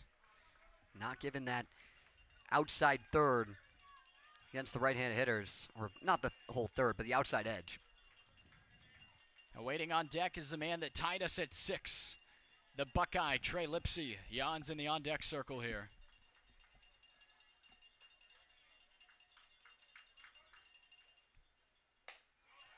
Fastball just up and away. Trying to flirt with that part of the zone without possibly getting beat on that pitch? Is that the reason for leaving it off? You really don't want to leave something over the heart of the plate to this type of hitter. There's the slider, and it misses, and Delvecchio, hands in the air, is a little fired up about that one, and it's a full count. The crowd's a little restless. That one was a ball, but the other ones before that have been close enough that this crowd's not happy. Outer third, and it misses down for the 3rd walk of this inning, and with 1 away, the bases are loaded. Delvecchio's heated right now. This zone has gotten really tight in this 10th inning. Mike Landry is going to make a walk out there, and he might grab Cody Delvecchio, or at least calm him down. Stephen Quigley is ready.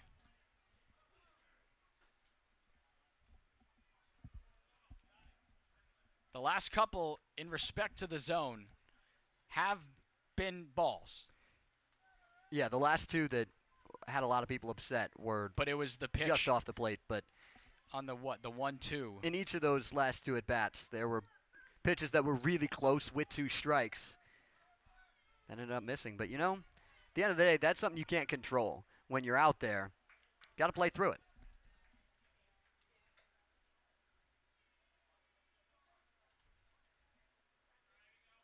Mike Landry was still having a conversation with the home plate ump as he walked back behind the plate. Landry got tossed yesterday. He's got to be careful today. The Doors won the appeal with the league to keep Mike Landry able to coach this ball game after being thrown out yesterday. The infield is in for Falmouth, and first pitch swinging, Lipsy fouls it off. That's interesting that the entire infield's in. Probably a bit of respect to Lipsy's speed in the box, because normally you'd see the infield back up the middle to try and turn a double play.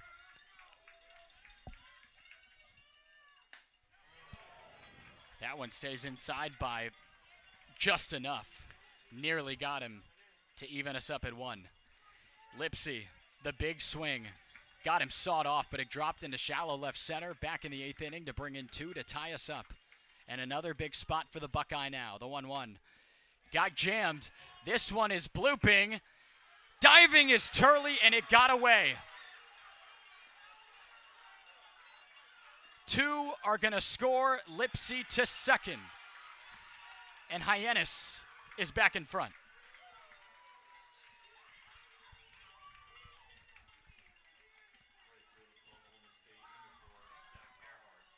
Another bloop double.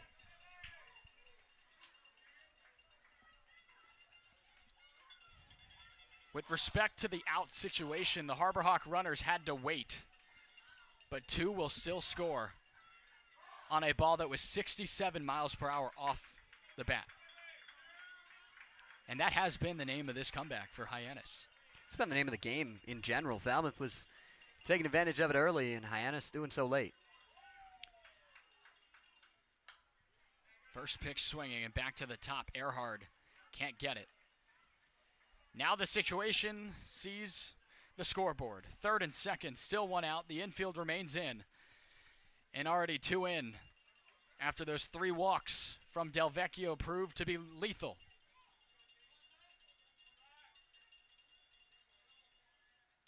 Trying to get the bunt. Oh my goodness, they tried to have the squeeze on with Done, not the quickest guy in the world coming in on the move. No, but you're right, Matt. They sent him.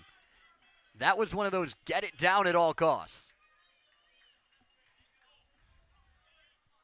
Eric Beatty rolling the dice. He did it on the move that gave Hyannis the lead 7-6 back in the 8th. No bunt being shown here. Fastball just upstairs makes it a ball and 2 strikes. We've already seen 1 bunt popped up today. Fairheart had popped that up in play. That's an inning-ending double play. Infield remains in. The 1-2 from Cody. Drops down on the slider, and it's evened up at 2. For those wondering, Falmouth will have Sean Darnell in the 9th spot, Gavin Turley and Bazana due up in the 9th, or rather the 10th, needing at least 2 runs. The 2-2. Down again. You would have to think that Quigley comes in after this batter, the way this is trending.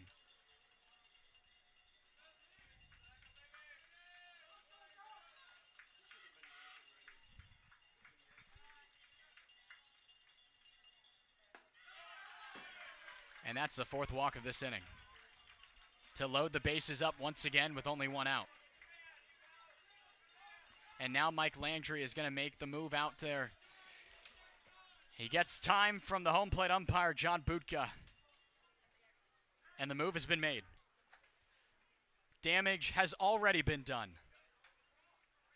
And when we return, the bases will remain loaded, with Stephen Quigley trying to just keep it where it is when we return.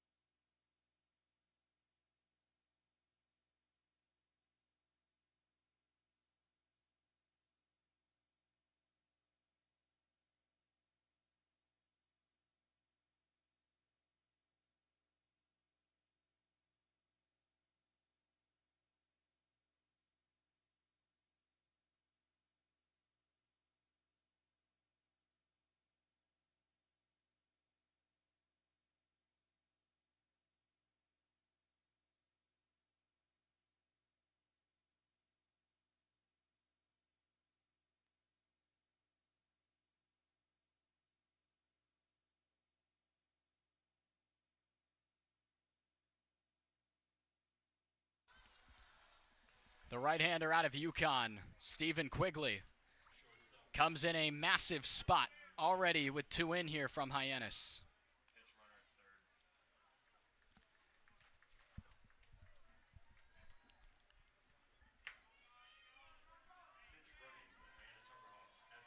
Big spot here. Elijah Hainline now takes over at third base for Done. Has speed over there for extra insurance. First pitch went downstairs with the slider. Quigley's got 3 really good pitches. A fastball that's really good. He's got the slider, and then he has a power change type pitch that'll come in the mid or upper 80s. Finds it there with the fastball to even us up. The Bourne Braves have walked off the Kettleers to send it to game 3. Or rather, excuse me, I apologize. The Bourne Braves have eliminated the Kettleers. My goodness. This will work here, though, in this ball game. An infield fly called with Bazana making the catch for out number 2. The 1 seed could do it done in 2 games. I give you all the credit in the world, Zach. You said you don't want to play Bourne. And in 2 games, they make quick work of the top dog in the Cape League literally the entire season.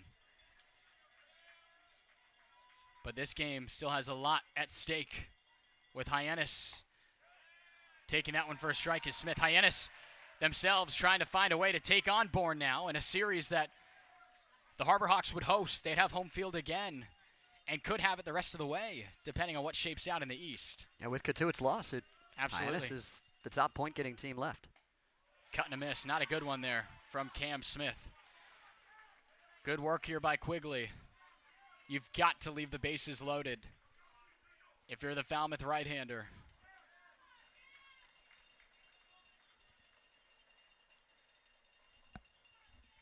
The 0-2. Off the end of the bat, Yannick will have a play. He gets called off, though, by McGregor. You got to be real careful, but no confusion on that one.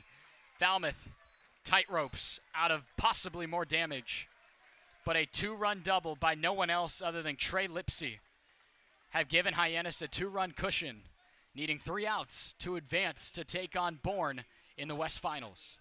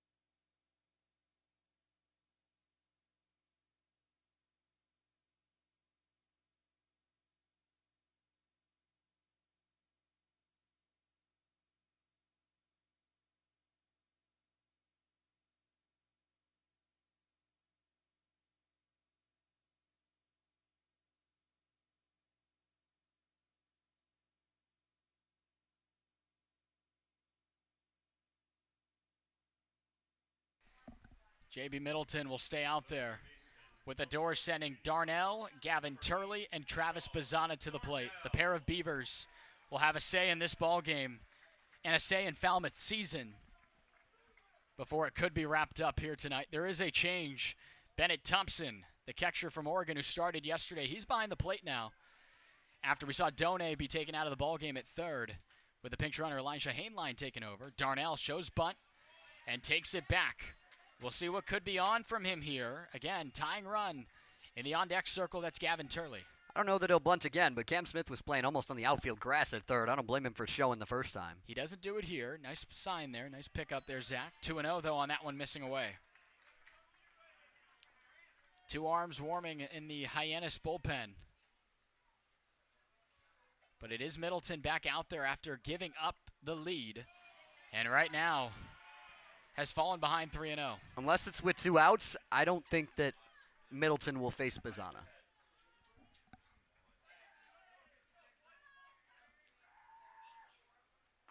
And he can't find it. That's a 4-pitch walk. Just like that, the tying run is Gavin Turley, and he's at the plate.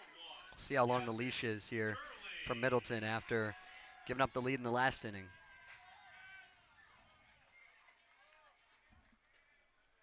Turley today, 2 doubles and 3 strikeouts. Started with 2 consecutive 2-baggers, and now 3 straight swinging strikeouts from the Big Beaver bat. And he finds the zone on a low fastball.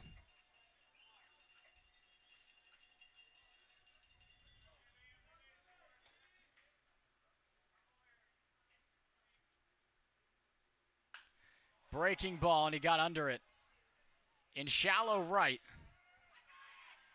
And Earhart will make the play for the first out. Man, that's a breaking ball that sat in the middle of the zone. And Turley just missed hitting that one a long way. We mentioned the Beavers will have a chance in this ball game before it's over. And the league MVP will stand in. But before that, there will be a mound visit. Bazzana's reached all 5 times today.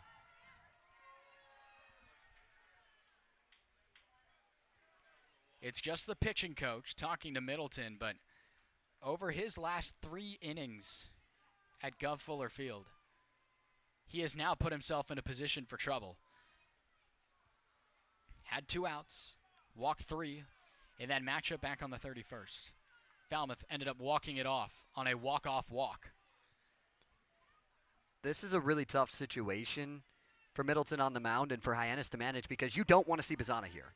But you also don't want to put the tying run on the base paths for free, so you don't want to walk him. That you don't. You got Walker Yannick swinging a good bat today. He's reached twice. He waits on deck. And Middleton just cannot find the zone there. Yanks that one down. Makes it 1-0. The only pitch he really found the zone with was that breaking ball that's early, but if you put that pitch to Bazzana, especially after he just saw it, it's going.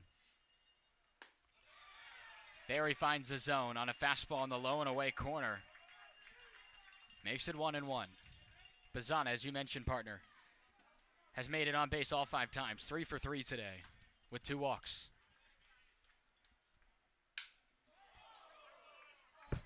Bazzana just destroyed his bat, and for what it's worth, he has an expensive at-bat here before this one could maybe be all said and done, and he gets a new bat from Yannick.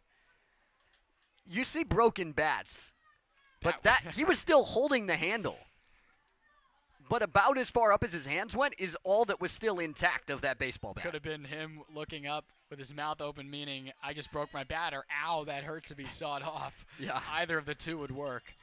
But more importantly now, it's a 1-2 count from Middleton.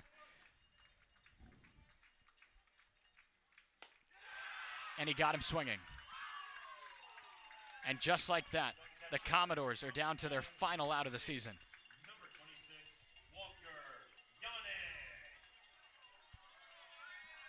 He chased a changeup low and away. It's a really, really good pitch.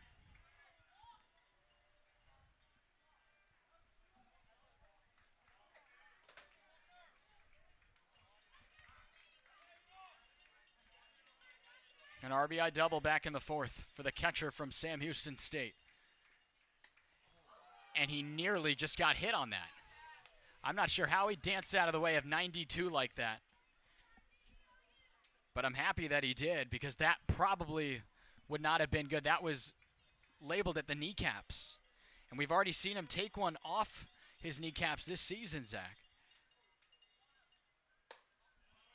And it's a fastball up, and it's 2-0. You obviously, wearing one there is obviously a situation too, but 92 hurts. 92 hurts. A lot. The leadoff walk of Sean Darnell, inching his way across first, and it's a foul ball off the mask of Thompson for the first strike. It's a 2-0 heater. Move the heart of the plate. Wanted that one. The infield playing slightly favoring the left side. Eric Snow not too far off the bag at second, but pretty tight to it. There is a hole the opposite way through the hole of the natural second base position. The 2-1 offering. It's a slider and it's down. Awaiting on deck is Tyler McGregor. He began the 9th inning with a swinging strikeout, but the doors would come to his favor after that, tying us up, sending us to the 10th where Hyannis put up 2. And that one misses down. Yannick works a walk on a pitch that, according to TrackMan, was in the zone. That's a really similar pitch to some of the things we saw in the top half of this inning. And Eric Beatty is out to make a move. Another pitching change.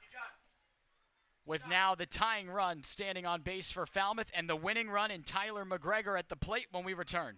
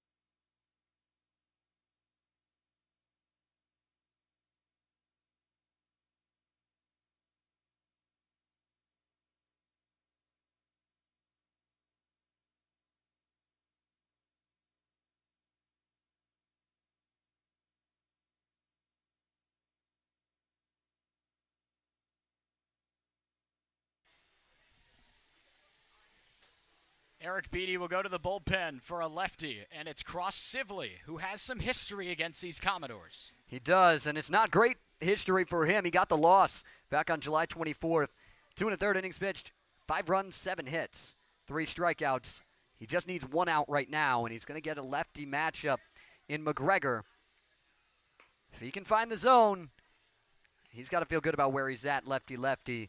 And he's done that pretty well this year. Just 5 walks, and then in 58 innings at Southern Miss this year, just 10. With 59 strikeouts to complement that Ks to walks ratio. In 25 appearances out of the pen, was 4-1 with a 3.7 ERA. Worked 4 saves, so he is used to the high stakes. And for Scout League baseball here in the Cape Cod League, this is probably as high of stakes as it gets. With a lefty and Tyler McGregor due up to see him. McGregor today, 1 for 4, has an RBI. It was a sacrifice fly to left field back in the first inning, nearly 4 hours ago. But here we are continuing on. Remember, in playoff baseball here in the Cape League, no free runner at second, and you play continuously. And to start the 10th, the Harbor Hawks put up 2. And the Doors now have worked 2 walks in this bottom of the 10th to give themselves a chance here with 2 away. And it looks like we're about ready to go to see Cross Sibley now taking on Tyler McGregor. The Doors fighting to keep their season alive with a Game 3 at McKeon Park needed for Falmouth should they find a way to win this game. Or a date with the Bourne Braves for Hyannis if they find a way. First pitch swinging. This one's popped foul. Getting over the dugout of the Harbor Hawks, 0-1. He got a breaking ball up and away. Just tried to drive that one the other way. A little bit behind on it. Probably not the spot you want that pitch to be. Especially that's the same pitch McGregor took to left field way back in the first inning for that RBI. Got an upstairs breaking ball. Shows it to him here, and it left him frozen. And just like that, the Falmouth Commodores are down to their final strike of the season.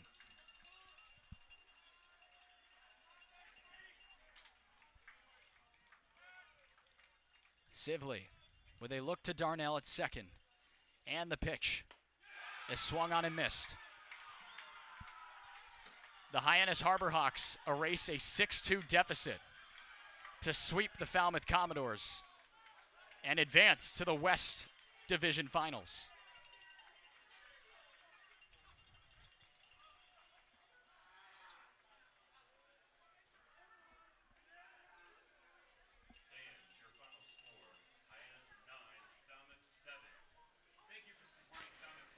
Not the way that the Doors wanted it to go out, but it was still a great ball game and a really fun season for this squad.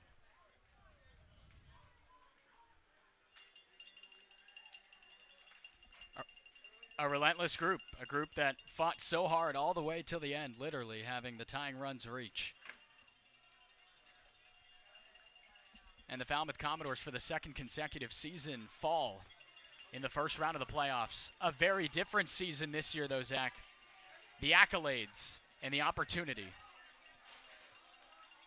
Riding hot, 21-8 going into the postseason, but the Harbor Hawks will dance on to the next round. And with an update at field level, we'll give it to our third member of the broadcasting team. Haven't heard from her in a while. It's Destiny Sanchez. Thanks, guys. The Commodores fell tonight to the Harbor Hawks in a really well-fought effort in 10 innings. The Commodores have a lot to be proud of from this season. History was made the entire season long, from players that come have gone and the players that are still here. These Commodores have made a mark on the Cape League season, especially in the centennial year. These guys have a lot to be proud of, and I'm excited to see where they go after this season. Back to you guys. And that's how it ends. Just a really good effort by this Falmouth crew, and it puts an end to 46 games in 56 days. I don't even know what to say. It was just a really, really fun season with you, Zach, and we'll get to that part in a little bit. We still need to wrap up this baseball game, but the way that it ends, Falmouth fighting literally all the way till the very end, and you have your big bats come up, but Hyannis was able, in this game at least, to have just now, I guess, 2 more runs than you needed, but an offensive juggernaut in these first 2 games. It was a really good series from Hyannis and some good fight from Falmouth today. Just not able to finish it off at the end of the day, but a good season for a really good group, and Hyannis is a really good team that's got a real good shot the rest of the way.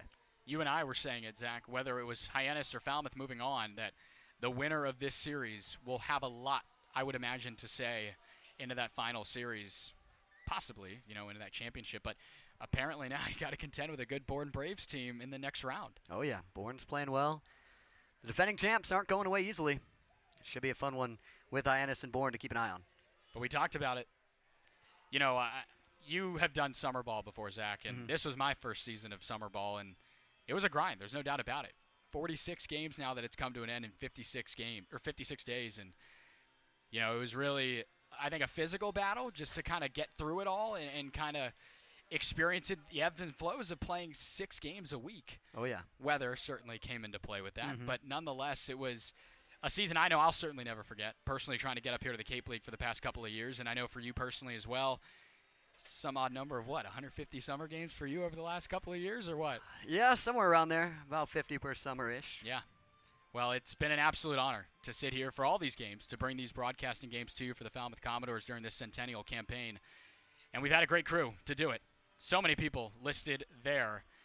We could go name by name. You've seen them there every single home game that we've shown you at the end before signing off. But I think specifically to the directors, and Ernie Hyde, Dave Cunha, Kathy, Scott McIntyre, Hal Rude, everybody. I mean, so many people took into place what I firmly believe was the best broadcasting crew here in the Cape League.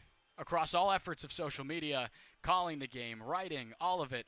A lot of names played into a summer that began for us. Orientation Day was what, June 1st? That it was. Long time ago. And now we all go our separate ways, learning so much from this experience, and certainly an experience we'll never forget. But that's baseball. Baseball happens and seasons end and life goes on, and that's what we've experienced here with the Falmouth Commodores season concluding here on this evening, a Saturday evening, August the 5th, just a shade after 9:30 p.m. But for everyone you see there, but especially my broadcasting crew and Destiny Sanchez, reports down there by the dugout all season long, whether it was the radio or on the TV, a fantastic effort. We tip our cap to you. But up here in the broadcasting booth here at the Guv, for my partner Zach Serdenik, a new brother for life here with Zach and doing these games. it's been a blast, and I've had a lot of fun with you, and it was a great fun we had here this summer, getting to call games together, all 46 of them. But for Zach, I've been Matt Venezia, wishing you so long and good night. Have a great rest of your summer, and keep an eye on these baseball players. There's a lot of good ones here, especially with Falmouth, but we want to say thank you so much for hanging out with us all summer long. We hope to catch you later when the Cape League season continues, the rest of this Cape League season, and for the Doors next summer. So long, everyone, and good night from Guv Fuller Field.